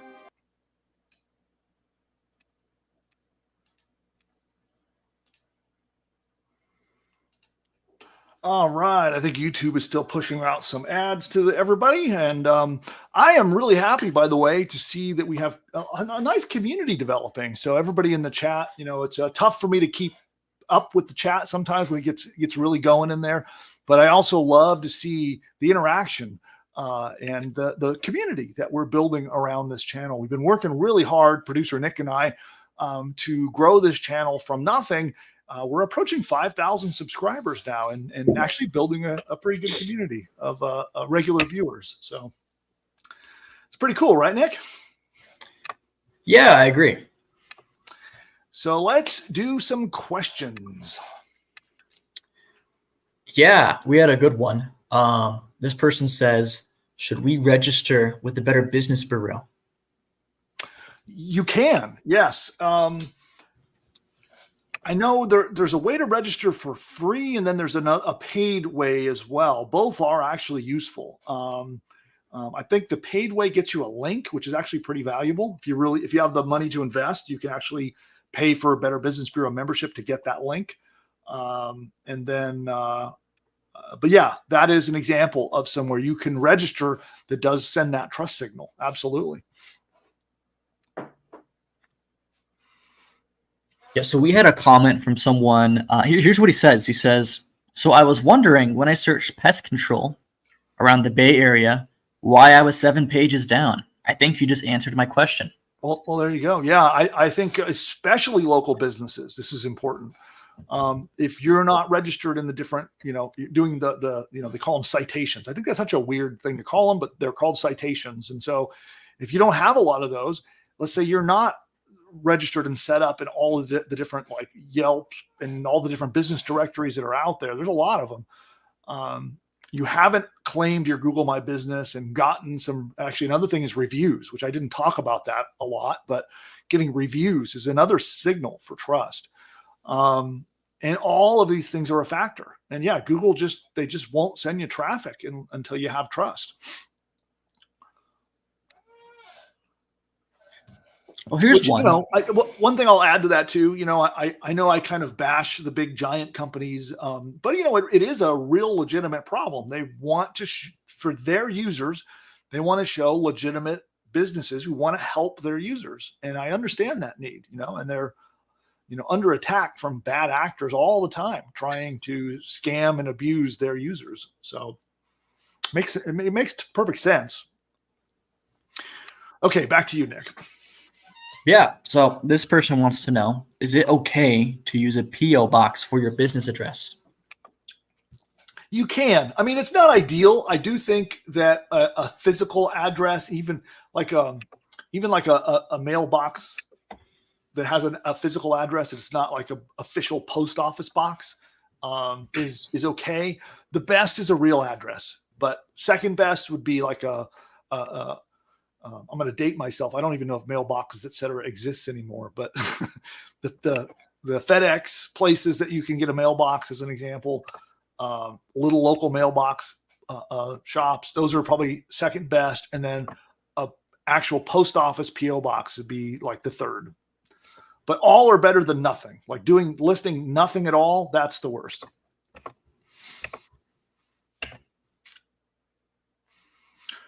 What else we got? All right. I think we're caught up. Okay, cool. Well, then what I'm going to do next, we're going to talk some more about traffic. The next segment is also about traffic. I've talked a little bit about the strategies I'm going to share with you, but I'm going to go more detailed and get into how you get traffic today. And it's actually a strategy that we're implementing right now in my business. What's funny, it's kind of like, you ever hear the phrase, what's old is new, right? So many years ago, there was a strategy that we used. I call it the social profit machine method. Some of you might remember that brand, social profit machine. But in that, we were using content in a very unique way to get a lot of traffic. We got hundreds of millions of visitors from these strategies, and they were very effective. And then they kind of fell out of favor. We haven't been doing a lot of that, but it's coming back, and I'm going to explain how and why, and its unique new use of this old strategy that's now new all over again. So we're going to go through that in today's traffic segment, and then that's going to be it for today. This is our final segment of today's show.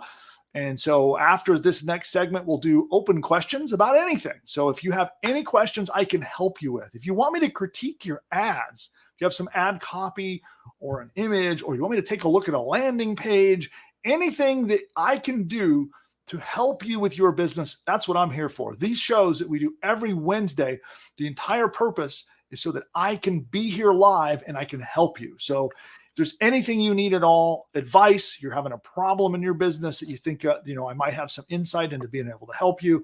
I have been around the block a few dozen times in 20 plus years and $100 million in results.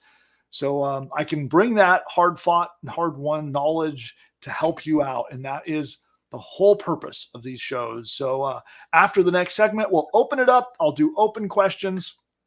And then we're going to wrap up for today. But yeah, next is the traffic training segment. And let me just check in here. I don't think we're getting, the weird thing is, so we've been live streaming on Twitter. So it's a brand new thing for us. We started doing this last week. Twitter opened up live streaming.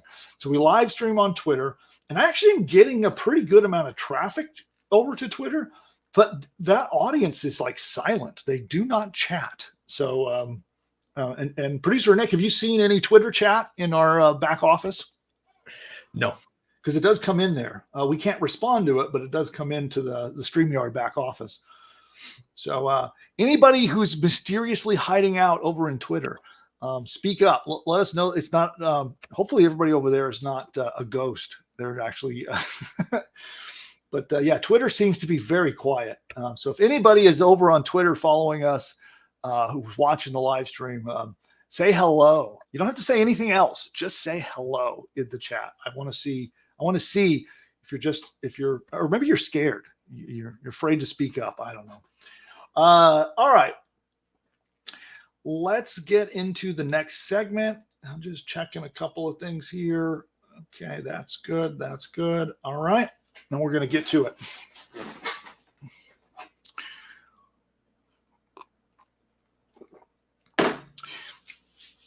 Which, by the way, a little note for those of you who are part of our PushButton AI program. Some of you joined recently, and you're all going to get a little bonus we've been giving away called the Traffic Pack. So our Traffic Packs, we keep delaying. I've been trying to get those launched and ready to all of you, and they're coming this coming week. And today's training, in fact, the last training session and the next one is all centered around this new thing we're doing called Traffic Packs. And so a good chunk of what I'm about, not all of it, but the first half of what I'm about to go through, we will do for you. If you're a PushButton AI customer, and especially if you've joined recently, we're going to do this for you. It's a new optional service called an AI Traffic Pack, and it's only available to PushButton AI customers right now. And the first half of what I'm about to tell you, we will do for you. Just want to let you know that for all of you who are customers, okay? It's all part of the Traffic Packs. And then the second half is some additional things that you can do to boost the traffic even more, okay?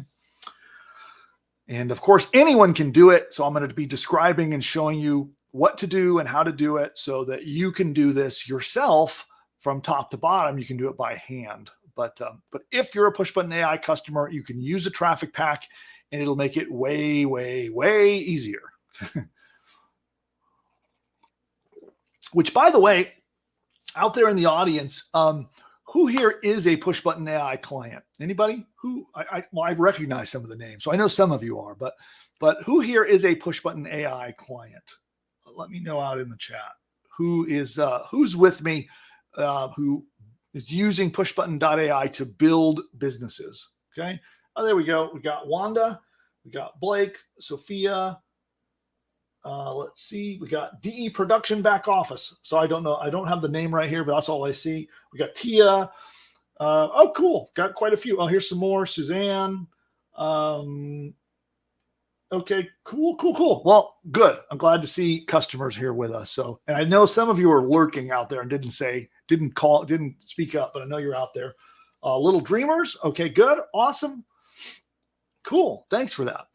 So in PushButton AI, we're in a state of private beta. We're doing private invites to bring people in, and we're being very hands-on and doing a lot of like feedback back and forth.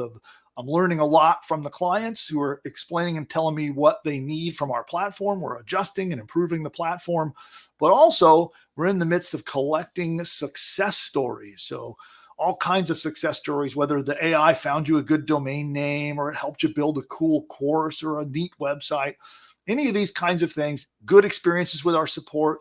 We're in the middle of collecting success stories. So if you're a PushButton AI customer, you'll probably be hearing from the team in this coming week or so. And we're going to be asking for a little bit of help to share some of your successes and some of what you might think about our support and so forth. So just want to let you all know, those of you who are customers, we'll be reaching out to all of you very soon to get a little bit of feedback, because we are going to be wrapping up our beta phase and going and opening the doors to the public in the future. So that's coming soon. And by the way, if you haven't yet heard of PushButton AI, it's quite something. And in fact, the customers in the chat can testify to this and to say if I'm telling you the facts here. But PushButton AI is a business builder. It's a literal push button business builder. You answer a couple of questions, you hit a button, and it will build the whole business. It'll help you find an awesome domain name, register it, set up your hosting, launch your website, create your squeeze pages to get subscribers on your email newsletter list. It'll even build you a product. If you don't have anything to sell and you want to sell something, it will create a course, a valuable course that you can sell and get paid to help others with the training that the AI can do for you. So it's all push button simple, and it creates an entire business launches it online, hands you the keys, and then you're ready to start getting traffic. And then you can use my training and all the help that my team gives you to get traffic to your new business. And so that's PushButton AI. And I want to recommend that if it's something that sounds interesting to you, that you schedule for a demo. And what you'll want to do is go to pushbutton.ai/demo. And producer Nick, if you could share that one more time for me, that's pushbutton.ai/demo. And there you'll need to register. There'll be a short video for me, and make sure you schedule. There'll be a calendar to schedule your appointment, and someone is going to get with you one-on-one, and they're going to help you understand how PushButton AI can help you build and launch a brand new business. And if you don't yet know what you want to sell, maybe you don't know what niche market you want to go into, well, the expert who will join you one-on-one is going to help you with that. They'll help you work out what your niche market should be. They'll help you work out what should you sell, and then they'll use the tools and show you right before your eyes how it works. And they'll even start to outline and put together a complete business while you watch on the screen. And then if it's a good fit, we'll invite you to join us in our early access program, where you can get help from my entire team to build, establish, and grow your very own business online. So again, pushbutton.ai/demo is where you're going to want to check that out. And now we're going to get into the final bit of training. And let me get my prompter controller. There we go. Okay, here we go.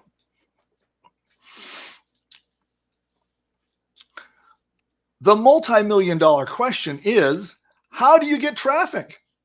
You set up a website, you've got something great to offer the world, but how do you get visitors to your website in the first place?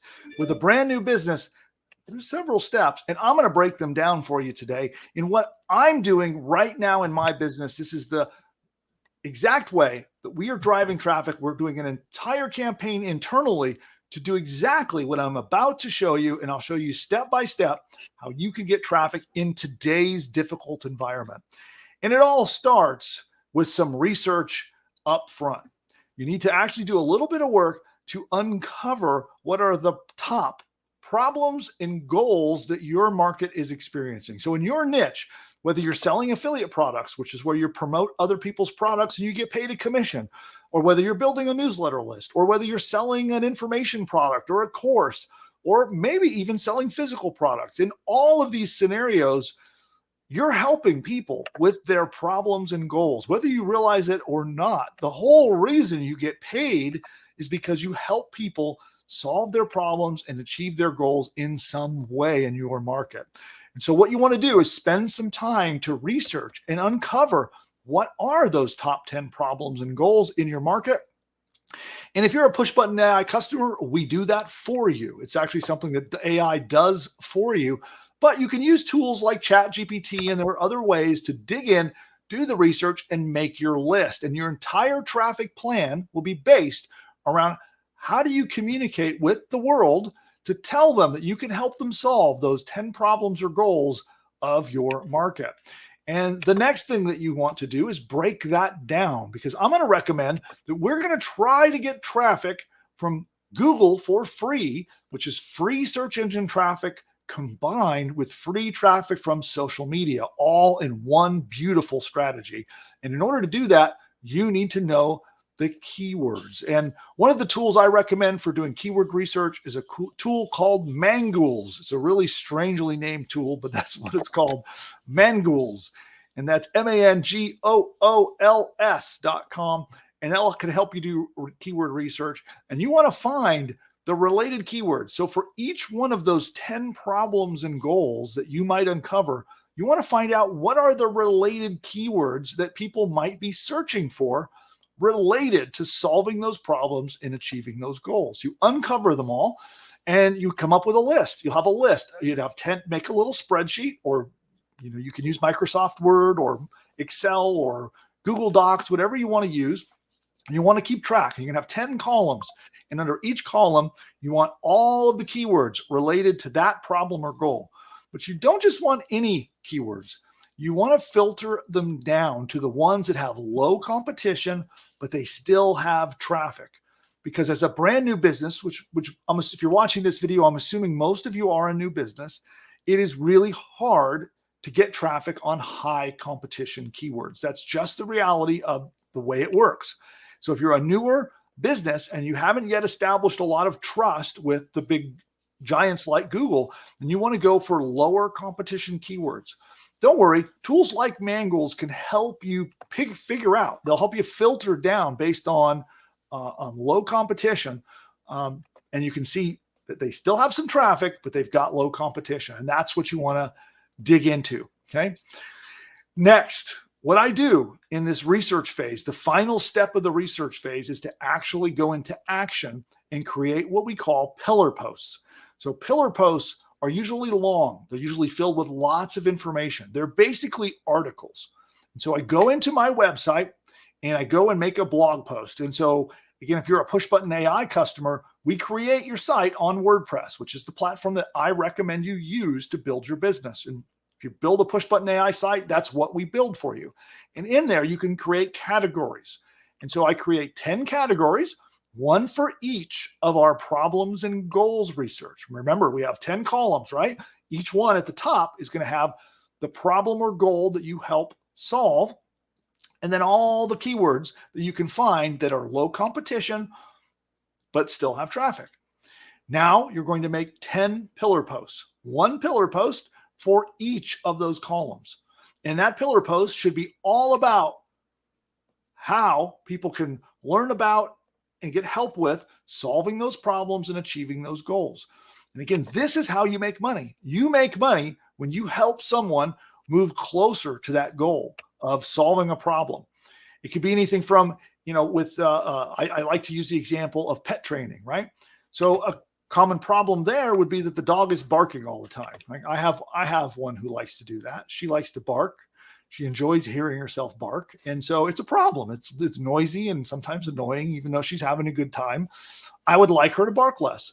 So if someone can help me learn more and get closer to my goal of getting her to stop barking so much, then I'm willing to spend money, or I'm willing to sign up for things. And that's how you get paid. And this goes in any scenario, whether you're selling cars or whether you're helping people stop barking. In all ways, you're somehow helping someone achieve a goal or solve a problem. And so you create one pillar post for each of these 10 types of problems. Okay. And now you're ready to get started. Okay. This is your setup phase. Now, I want to remind you that if you're a PushButton AI customer, we have something called a traffic pack. It's exclusively right now and only offered to PushButton AI clients. It's something that you can buy that we will do all of this for you. So we will literally, everything I just said in the research phase, we will do it for you. Done for you, hands-free. You don't have to do anything else except for get one of the traffic packs, okay? Now, you're on the next step, and that is content creation. So every single day, you want to pick, you can do it randomly or just cycle through an order, but you want to pick one of those 10 problems and goals and do a new article. These new articles can be shorter. Like the pillar posts are usually long. They're usually like 3,000 to as many as I've seen people make 5,000 word pillar posts, but I think 3,000 is a good amount. But now your daily posts that you're going to make are going to be smaller. They could be as little as 500 words. I'd say 500 to 1,000 words is kind of a good range. You're going to make one every single day. Now, you can use things like ChatGPT to help you write these things, or you can write them yourself, or you can hire an article writer if you want to. Again, if you have a traffic pack, we do this for you. We'll actually completely do this step for you. But every single day, you want to write a new article, 500 to 1,000 words. You want to use the keywords from your list, right? Remember, you have that list you did in the research. You want to grab one of those keywords or a handful of them. You want to use them in the title of the article. You want to use them naturally throughout the article itself. And you're going to publish it. Now, one vitally important thing is while you're writing, you want to link back to your pillar post.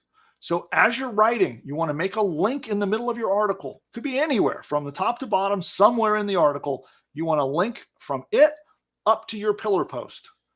So you can say, hey, if you've ever experienced a dog who loves to bark too much, go read this article, link it, boom, link right back to the pillar post. In addition to that, you want to link to 1 to 4, just kind of randomly, whatever is natural, 1 to 4 other articles on your website related to that same problem or goal. Does that make sense? So you got one link up to your pillar post, 1 to 4 more links that point to past articles that you have written. Okay. So now obviously the more you write, the more days you've gone through, the more stuff you'll have to link to, right? So on your first day, all you can do is link to your pillar post. Day 2, you can link to your pillar post and yesterday's post. You know, see what I mean? So you want to link to your pillar post related to your keywords and to one previous related post. This is vital. This is something called internal linking. And it's really important to get free traffic from Google. You do not want to skip that step. Okay. Now, reminder, if you're a PushButton AI customer, all of the previous steps are done for you if you have a traffic pack. So if you pick up a traffic pack available in your members area, then you will have all of the previous steps are done for you hands-free. You don't have to do anything. Okay. The next step will be what you should do with your content. So once we do all of that stuff, you're going to want to share it. So sharing on social media is a vital component of getting free traffic today. Even getting traffic on Google. Google will not release and send you traffic unless they see you sending what are called social signals, where they see your content getting distributed on Facebook, on Twitter, and other places. So you want to take every one of those blog posts. Each time there's a new blog post, you take the link, you go over to Twitter and you share it. You go over to Facebook and you share it. And you do that with every single blog post, every article, and share it in social media. Now, as a bare minimum, you want to share it in both Twitter and Facebook. There are other social media platforms that you can sign up for that you might be able to share links on. And the more the merrier. The more places you share, the better off you are. One of the ones I like to recommend is Pinterest. Pinterest requires images, so you'll need an image on your post in order to use Pinterest, which again, by the way, if you have a traffic pack, we do your images for you. We actually create images for every article that we make for you. But you want to share on Pinterest as an optional step, okay? So that's a vital step that you'll need to do, whether you're doing this all yourself or whether you're doing it, you know, from buying a traffic pack from us. And that leads us to the next step, which is really, really important. This is amplification. We are going to amplify and magnify the results of those shares that you put on social media. And we do this with paid ads. Now, I know some people are really terrified of spending money on paid ads on places like Facebook and Twitter. But believe me, it's easy. You can do this. It is very easy. And in fact, we've done training on exactly how do you make ads on both Twitter and on Facebook. So make sure you're subscribed to the channel and look in our backlog catalog. You'll find posts that'll show you on video, step by step, how to make a Twitter ad and how to make a Facebook ad. So that is covered in detail in the channel and available for you. So don't worry about it. It's not difficult. It literally takes a couple of minutes. Okay. Now, what you want to do is when you shared that post in Facebook, it is really easy to pop an ad on it. And you want to do what is called an engagement ad. Okay. It's an ad where you're paying for people to get engagement on your post, get likes, get clicks, get action, get activity. This is good. This is going to help you establish trust and authority. It's going to help you get traffic. It's going to be really good for you. Now, all you're going to do is spend $2 measly a day, $2. So you could spend 2 on Facebook and 2 on Twitter. So technically, I guess that would be 4 if you're going to do ads on both. But I recommend pick one or both if you can afford it. So every time you share an article, you put $2 a day and you'll let it run for 3 days. That's it, 3 days. You don't have to leave it there forever. Let it run 3 days. Don't even look at it. Don't touch it. Don't fiddle with it. Don't worry if it looks like the stats are bad. Just let it go for 3 full days. Then you're going to log into your ads dashboard. And if you see ads that don't seem to be working for you, they're not getting you leads, for example, let's say that you'll be able to look in the stats and see, are they getting you leads on your business? Are they getting you traffic? Are they getting you clicks? And if they're not, you pause it. And that's that. You move on.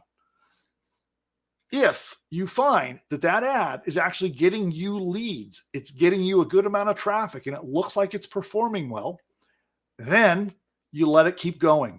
Or you can spend more depending on your budget. If you have the budget, you can increase the budget.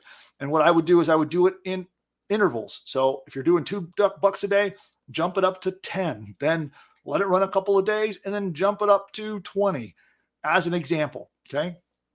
And that is the key, because what you're doing is you're establishing social signals with Google. You're establishing clicks and traffic to prove to Facebook, to Google, and to the rest of the world that your site is worth visiting. And you're getting traffic, which is going to result in subscribers, going to result in sales, and it's going to be really, really good for your business. Now, using strategies like this, I have literally driven hundreds of millions of clicks to my websites. And this is something that we are going all in on in today's age. It's come to the point where this in years gone by, this was a powerful strategy. It's now powerful all over again, but for completely different reasons. And we're doing this a lot. Now, if you need additional help on these strategies, make sure you subscribe to the channel and come back, because I will help you with your ads. If you want help, if you're having trouble with your ads, you're not getting the performance, you're confused about what to do, come back. I will help you live on the air and help you with your ads account. So make sure you do that. But this is the key to making this work. And if you are not yet a PushButton AI customer, well, we can do all the hard work, all the upfront research, your 10-pillar posts, your daily posting to your website. All of that is completely done for you with a traffic pack. So you can obtain traffic packs. They're for sale only to PushButton AI customers at the time of this video being recorded. And if you're not yet a PushButton AI customer, you can become one by going to pushbutton.ai/demo. pushbutton.ai/demo. Go there now. You'll have a little opt-in form. Then there's a short video from me, and then you book your appointment in the calendar. We'll get on live. We'll help you see how PushButton AI works. You'll see how the traffic packs work. You'll see how literally at the push of a button, the system will build you a business, help you get a domain name, and then launch the business for you on the internet without you having to know any technology. You could be a complete technology newbie, and you can still have a business launched for you by the AI. So it's quite something. And in fact, I'll bet my dad, who is terrified of technology, he doesn't even like to use a smartphone. He still is clinging to those flip phones to this day. I'll bet he can even build a business with this platform. In fact, maybe I'll do a challenge. I'll bring him on and we'll record him. We'll see if he can launch a business of his own. I'll bet he can. Anyone can do this. But the point is, join now. You'll see how it works, and schedule your appointment, and you'll have a completely free consultation. We'll help you pick your niche market. We'll help you outline what kind of business you should have, and then we'll show you how the system can build that business for you. Go to pushbutton.ai/demo to find out all about that. All right. So on that note, I want to remind you, like the video if you haven't yet. Subscribe down below. You'll find out how to do that so you get more content just like this one. And we'll see you next time. Bye for now. All right. So we're still here live. I'm going to do a round of questions. So we'll do our final ad break. So give me just a moment. This one is an experiment. So tell me, those of you on YouTube who are watching on YouTube anyway, let me know which kind of ad you get. And we'll be right back with all of your questions, open questions, anything I can help you with to build and grow traffic, sales, or anything with your business. We'll come back and answer all those questions, and we'll be right back.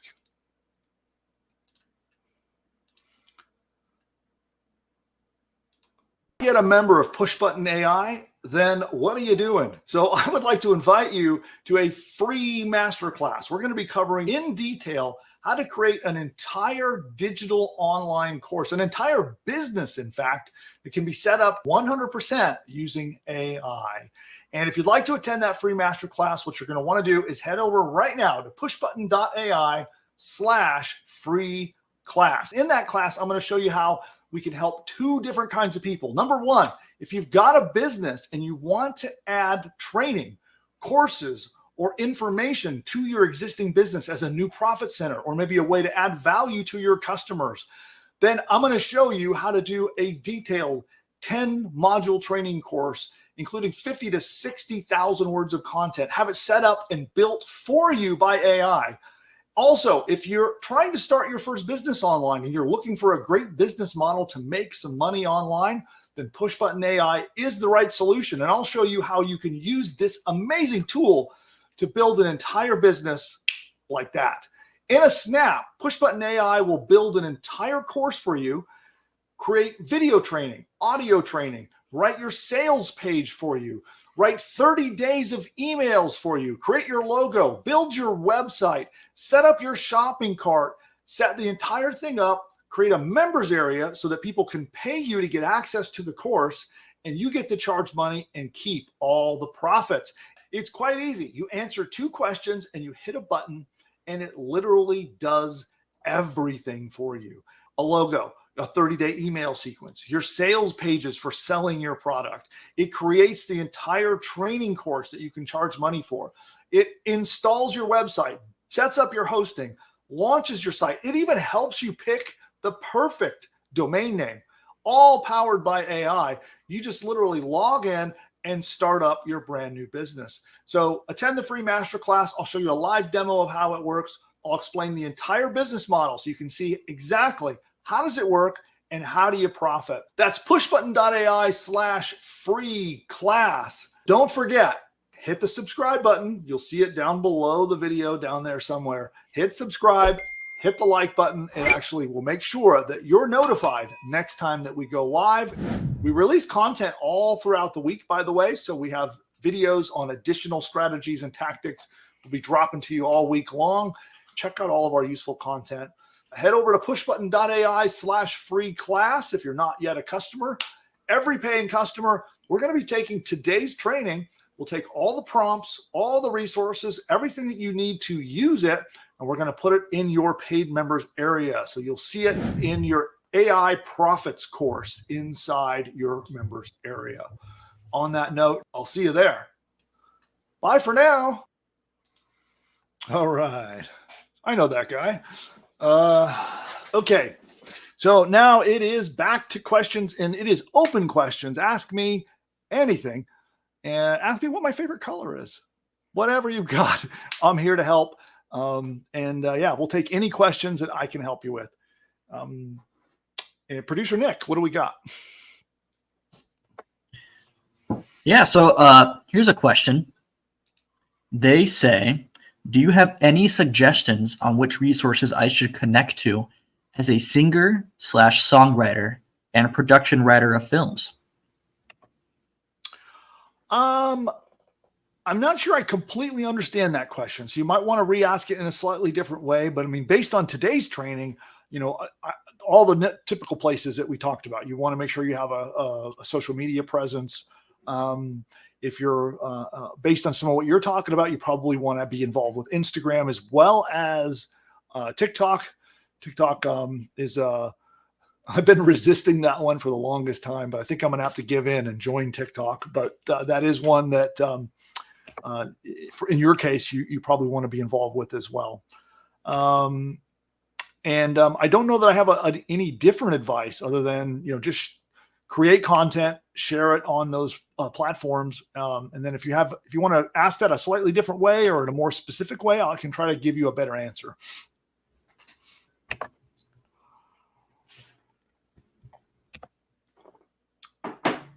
And what else do we have?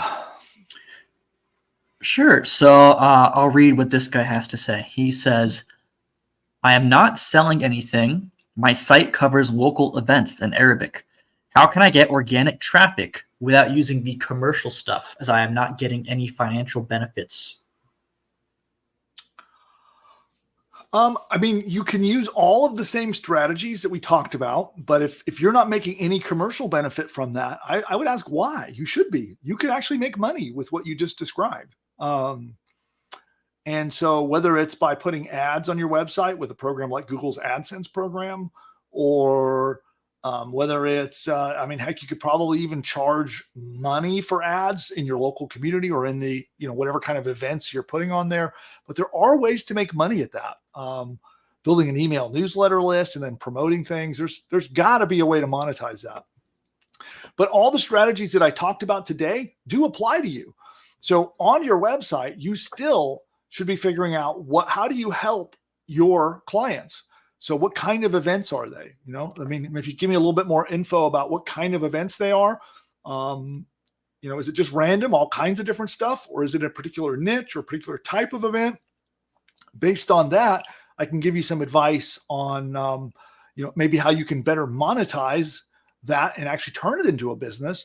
And I can give you some more clues as to how to get traffic for it. But everything I said today still applies. If you want to get traffic, you can still write articles and write content. In fact, every event you cover, you can write an article about it and post it to your site and share it, just like I just talked about. So, but yeah, give me more feedback on what kind of events, a little more details, and I can try to give you some better advice. Cool. Next. All right. This is from Blake, and he says, I've never been able to find the prompts inside the users area. Where are they? In PushButton AI, under the AI Profits course, you should find every post should have related prompts posted with it.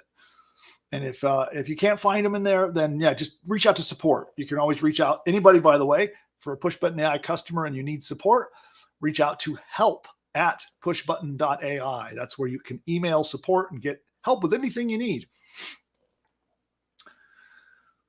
All right, next up. So Judy says, what is a pillow post? I think she's talking about a pillar post. Okay. Yes, pillar. Not pillow, pillar, like a column holding up a building, right? A pillar post. So they're your 10 like foundational posts that are kind of holding up the walls of your traffic plan. That's why we call them a pillar post. Okay.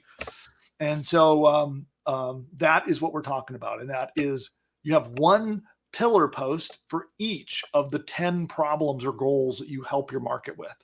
So in my example I gave of helping people get their dog to stop barking, right? If you had a guide or a training course, or you were someone who teaches dogs how to, behave, then I'd have one pillar post all about that topic.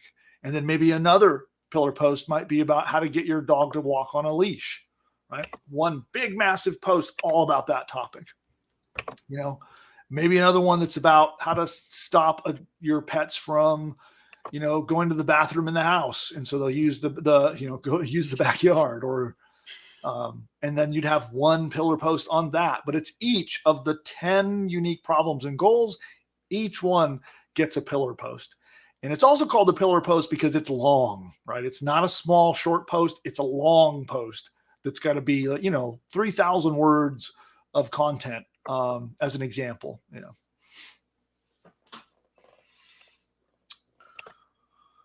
All right. Oh, I see a comment from Blake as well that it's a awesome and practical method of getting traffic. Cool. By the way, I'll ask for some feedback today. So today's kind of a long show, and there's still quite a few of you here, even after our full 2 hours of being live. But for those who are still with me, how was today's show? Did I share anything that was interesting? Some new information maybe you didn't know about before? Did you get some value from tuning in today? It's always my goal to provide the maximum value I can. So I hope I achieved that today, and I would love to hear if I did in the chat. So let me know, how did we do on that? Also, if you have any suggestions or requests for future topics, do you want me to cover how to get traffic on some other platform, or how to write a headline, or how to send an email, or whatever it is that you personally need help with, let me know. And that can be a suggestion for a future content segment.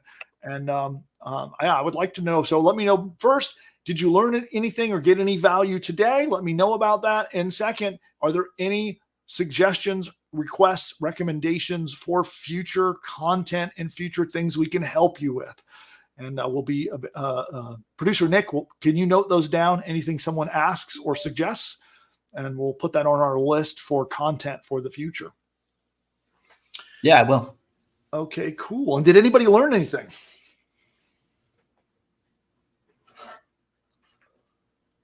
Maybe you learned something, producer Nick. I don't know. Yeah, well, I always learn more about these search and SEO traffic strategies. It's something I don't know a lot about, and I like hearing these trainings. That's something I get to learn about. Cool. And then if anybody else had something to share, let me know if those are in the chat as well.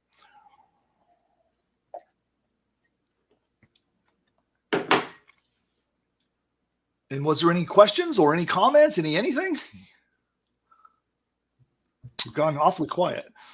Yeah. No, I think things are slowing down at this point. Not as many things rolling in. Handful of comments here and there. A few people, saying good training, great stuff. Okay, so no one learned anything or has any suggestions? Well, I'll read what Sophia says. She says you repeated on a few things, such as using Canva. And another comment saying, it was great. I love your trainings. You always give fantastic information. Cool. Sophia followed up. She says, I learned a few new things. Thank you. Good. Cool. Yeah. Blake says, I always learn great things on these broadcasts. Great stuff.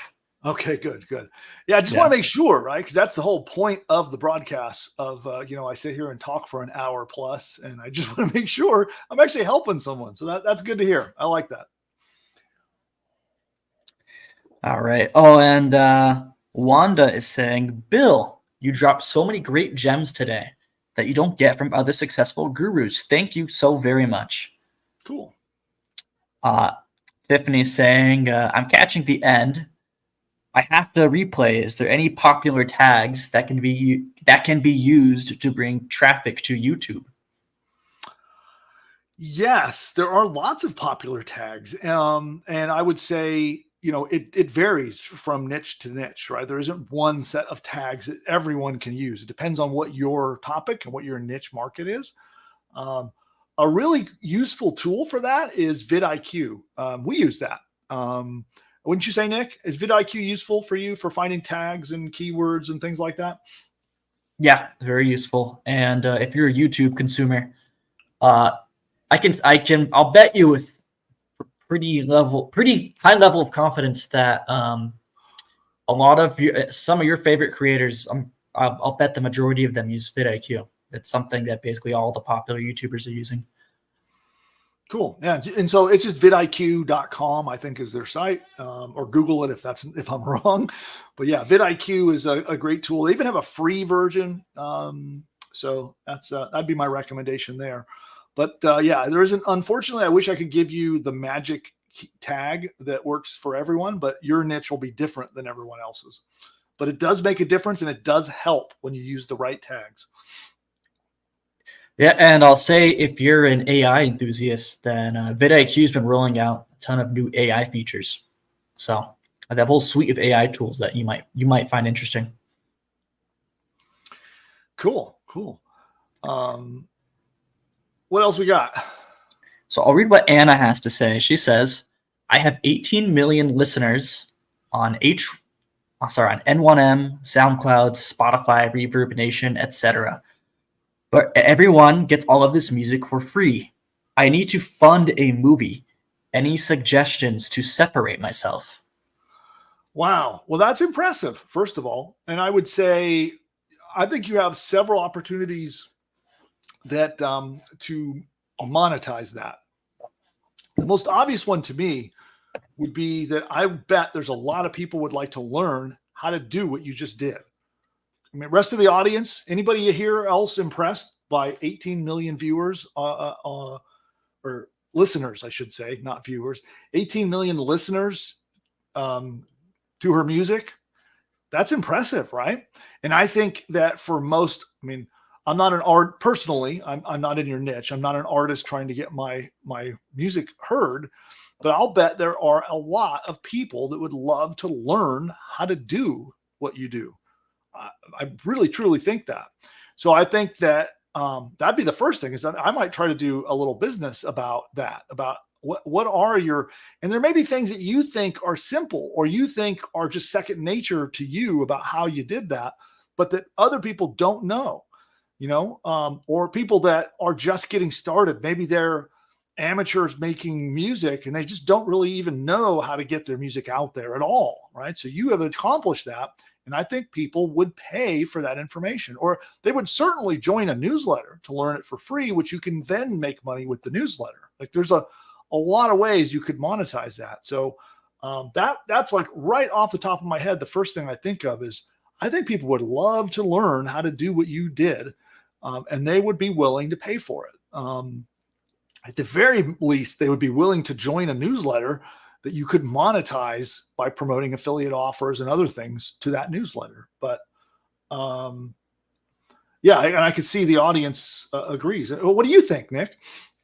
I actually, I know a guy who did exactly what you're talking about. He's really good at piano. He makes a lot of piano music. He's racked up similar stats. He has 500,000 followers on Instagram. And he launched a course that teaches you how to play piano. And, we don't know, we don't see the behind the scenes. We don't know exactly how much he's made with that offer, but he's still promoting it. I know he spends ads on those. The offer's over a year old. He's still spending ads on it. So I think it took off. I think it's a profitable offer. And I'll link if anyone wants to, if Anna in particular, if you want to tear apart his funnels and see what he's doing, I'll link it in the chat so you can go look at what he's doing. His name's Stephen Ridley, and his offer is called Ridley Academy. So I'll link that in there as well. Well, hopefully Steven's not going to be mad at you for sharing his funnel. Well, if anything, it's promo. It's flattery, right? Where he's got a cool funnel and we're sharing it, and maybe you can get some inspiration from that. Yeah, there you go. Yeah, inspiration. That's the right way to say it. Yeah. But yeah, I do think that is impressive, and I think that would be that's the first thought I have. And certainly, if you want to go down that path, I can plug PushButton AI. Are you already a PushButton AI customer? If not, it can actually help you launch that whole thing and create your first course. So I would recommend you get a demo, learn about PushButton AI and how it works, get a demo, and it'll do a lot of the heavy lifting for you. It can probably create most of the course, and then you can just go in and edit it and add your unique flair and your unique ideas and angle to it. And it will like shortcut your path to making a course. Instead of it taking months, maybe it'll cut it down to where you can be tweaking and editing and working on your course a little here, a little there, and then you'll have an entire business you could launch. So anyway, not to turn that into a plug, but there you go. Cool. Well, then I think we are down to the end. And I would love, by the way, Anna, I would like to know more about your journey. So hopefully, whether you tune into a future episode or join us on our live shows, I'd like to know more about how things go for you and with what you're doing and what you're trying to achieve. So I like to keep up with how that goes.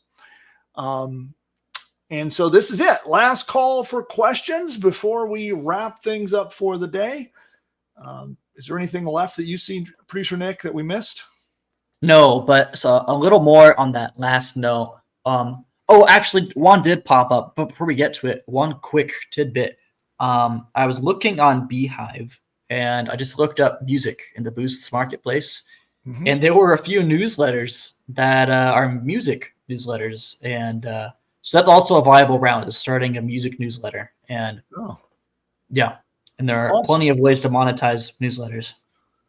And hey, I wanted to point something out too while we wait for our final round of questions. Then we're going to wrap it up. But while we do, look at this.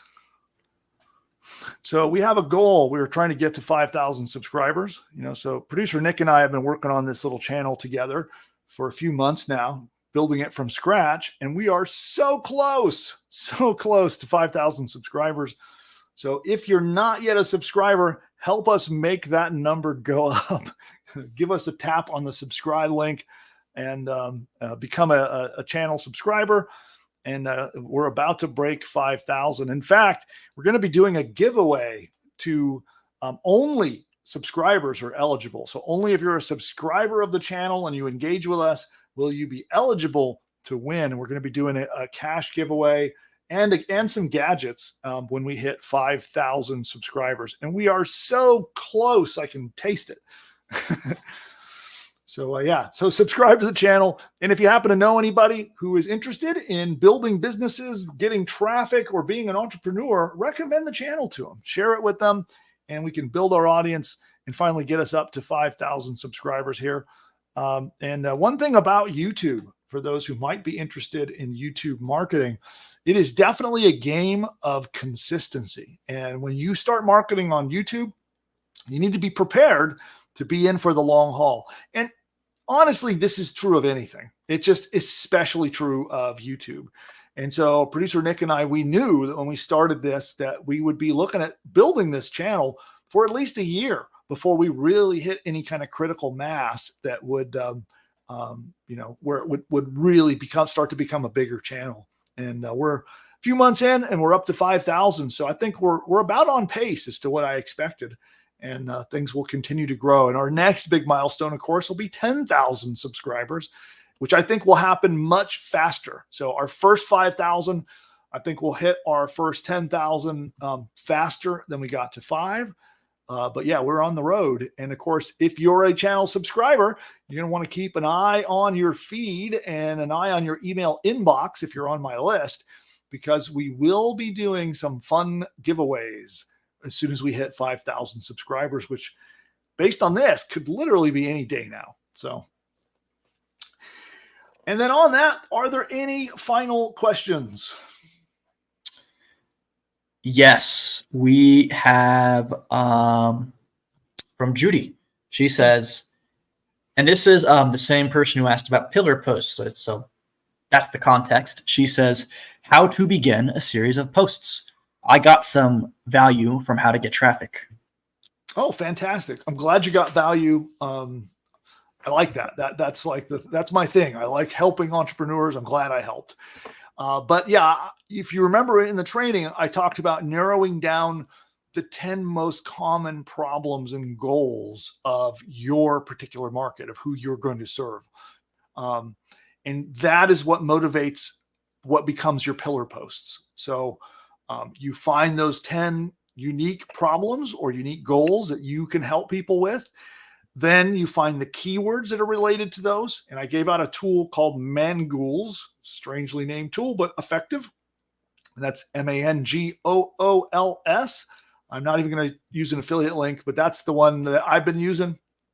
And then that is what gives you your ideas for what your posts are going to be about. So hopefully that helps. Cool.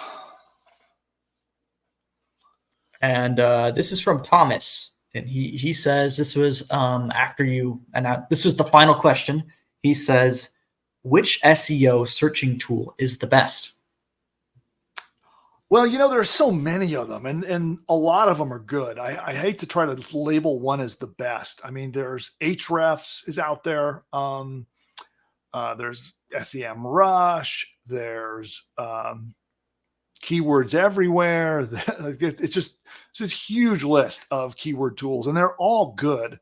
I've been playing around with Mangools, so that is the one that I've been using. So I don't know if I would call it the best, but it's something that I have found to be useful myself. And there we go. So I think that brings us to the end of the show. And I want to thank you for hanging out with me. It's been fun. And make sure you subscribe on our quest for 5,000. And we'll see you next time. We're here. By the way, we're here every Wednesday, 2 p.m. Pacific, 5 p.m. Eastern.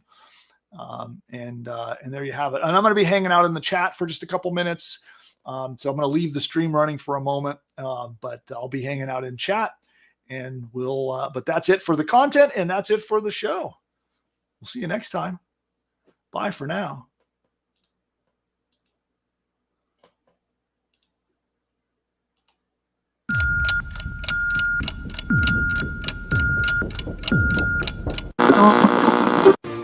Bill McIntosh teaches AI non-stop. Success is his game.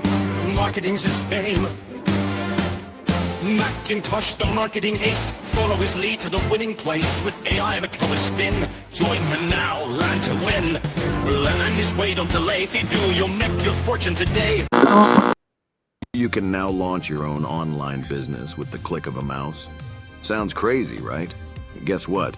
It's now possible thanks to our game-changing AI software that's helping beginners build a successful online business. If you have tried and failed at building an online business, or you've got no idea where to start, there is good news for you. We are entering a new exciting era of AI, and I'm here to teach you how to use it to build and grow an online business. Because I'm handing you a blueprint, a business in a box powered by AI, and it's called PushButton AI. Imagine a tool so smart it does all the heavy lifting for you. Builds an info product business, sets up hosting, launches the website, and even crafts engaging email sequences. Here's the thing. This isn't like anything else out there, and this is based on what's working right now. PushButton AI is based on my experience of generating over $100 million over the last 20 years and helping over 81,942 customers build and grow their own online businesses. If you'd like to find out more about this, register now and dive into my free live demo to uncover strategies and traffic tricks that will pivot your business and skyrocket your online business from surviving to thriving. Imagine what your life would look like today if you bought Bitcoin when it was $1. You now have the same opportunity with PushButton AI since nobody else is doing this. Don't miss out this time.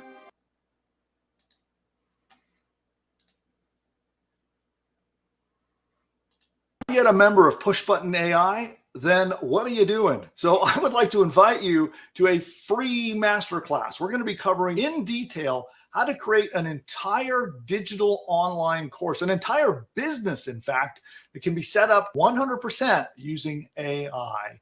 And if you'd like to attend that free masterclass, what you're going to want to do is head over right now to pushbutton.ai/free class. In that class, I'm going to show you how we can help two different kinds of people. Number one, if you've got a business and you want to add training, courses, or information to your existing business as a new profit center, or maybe a way to add value to your customers, then I'm going to show you how to do a detailed 10-module training course, including 50 to 60,000 words of content. Have it set up and built for you by AI.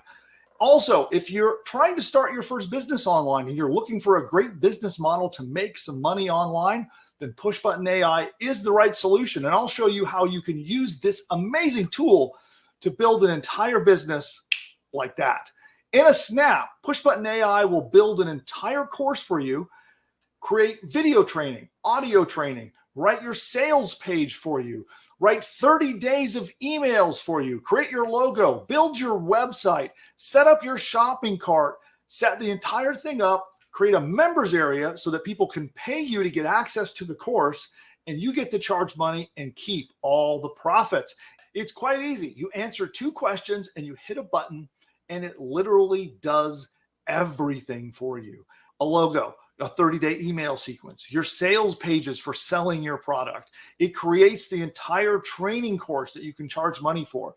It installs your website, sets up your hosting, launches your site. It even helps you pick the perfect domain name, all powered by AI. You just literally log in and start up your brand new business. So attend the free masterclass. I'll show you a live demo of how it works. I'll explain the entire business model so you can see exactly how does it work and how do you profit. That's pushbutton.ai/free class. Don't forget, hit the subscribe button. You'll see it down below the video down there somewhere. Hit subscribe, hit the like button, and actually we'll make sure that you're notified next time that we go live. We release content all throughout the week, by the way, so we have videos on additional strategies and tactics we'll be dropping to you all week long. Check out all of our useful content. Head over to pushbutton.ai/free class if you're not yet a customer. Every paying customer, we're going to be taking today's training. We'll take all the prompts, all the resources, everything that you need to use it, and we're going to put it in your paid members area. So you'll see it in your AI profits course inside your members area. On that note, I'll see you there. Bye for now. You know you can now launch your own online business with the click of a mouse? Sounds crazy, right? Guess what? It's now possible thanks to our game-changing AI software that's helping beginners build a successful online business. If you have tried and failed at building an online business or you've got no idea where to start, there is good news for you. We are entering a new exciting era of AI, and I'm here to teach you how to use it to build and grow an online business. Because I'm handing you a blueprint, a business in a box powered by AI, and it's called PushButton AI. Imagine a tool so smart it does all the heavy lifting for you. Builds an info product business, sets up hosting, launches the website, and even crafts engaging email sequences. Here's the thing. This isn't like anything else out there, and this is based on what's working right now. PushButton AI is based on my experience of generating over $100 million over the last 20 years and helping over 81,942 customers build and grow their own online businesses. If you'd like to find out more about this, register now and dive into my free live demo to uncover strategies and traffic tricks that will pivot your business and skyrocket your online business from surviving to thriving. Imagine what your life would look like today if you bought Bitcoin when it was $1. You now have the same opportunity with PushButton AI since nobody else is doing this. Don't miss out this time.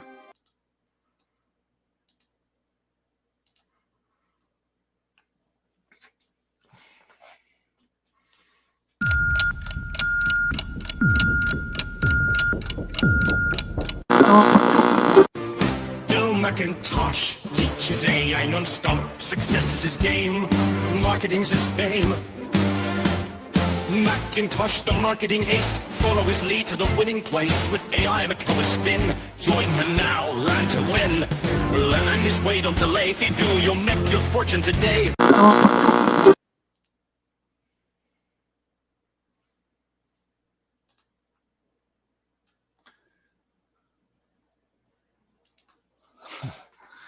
See you next time. Bye for now.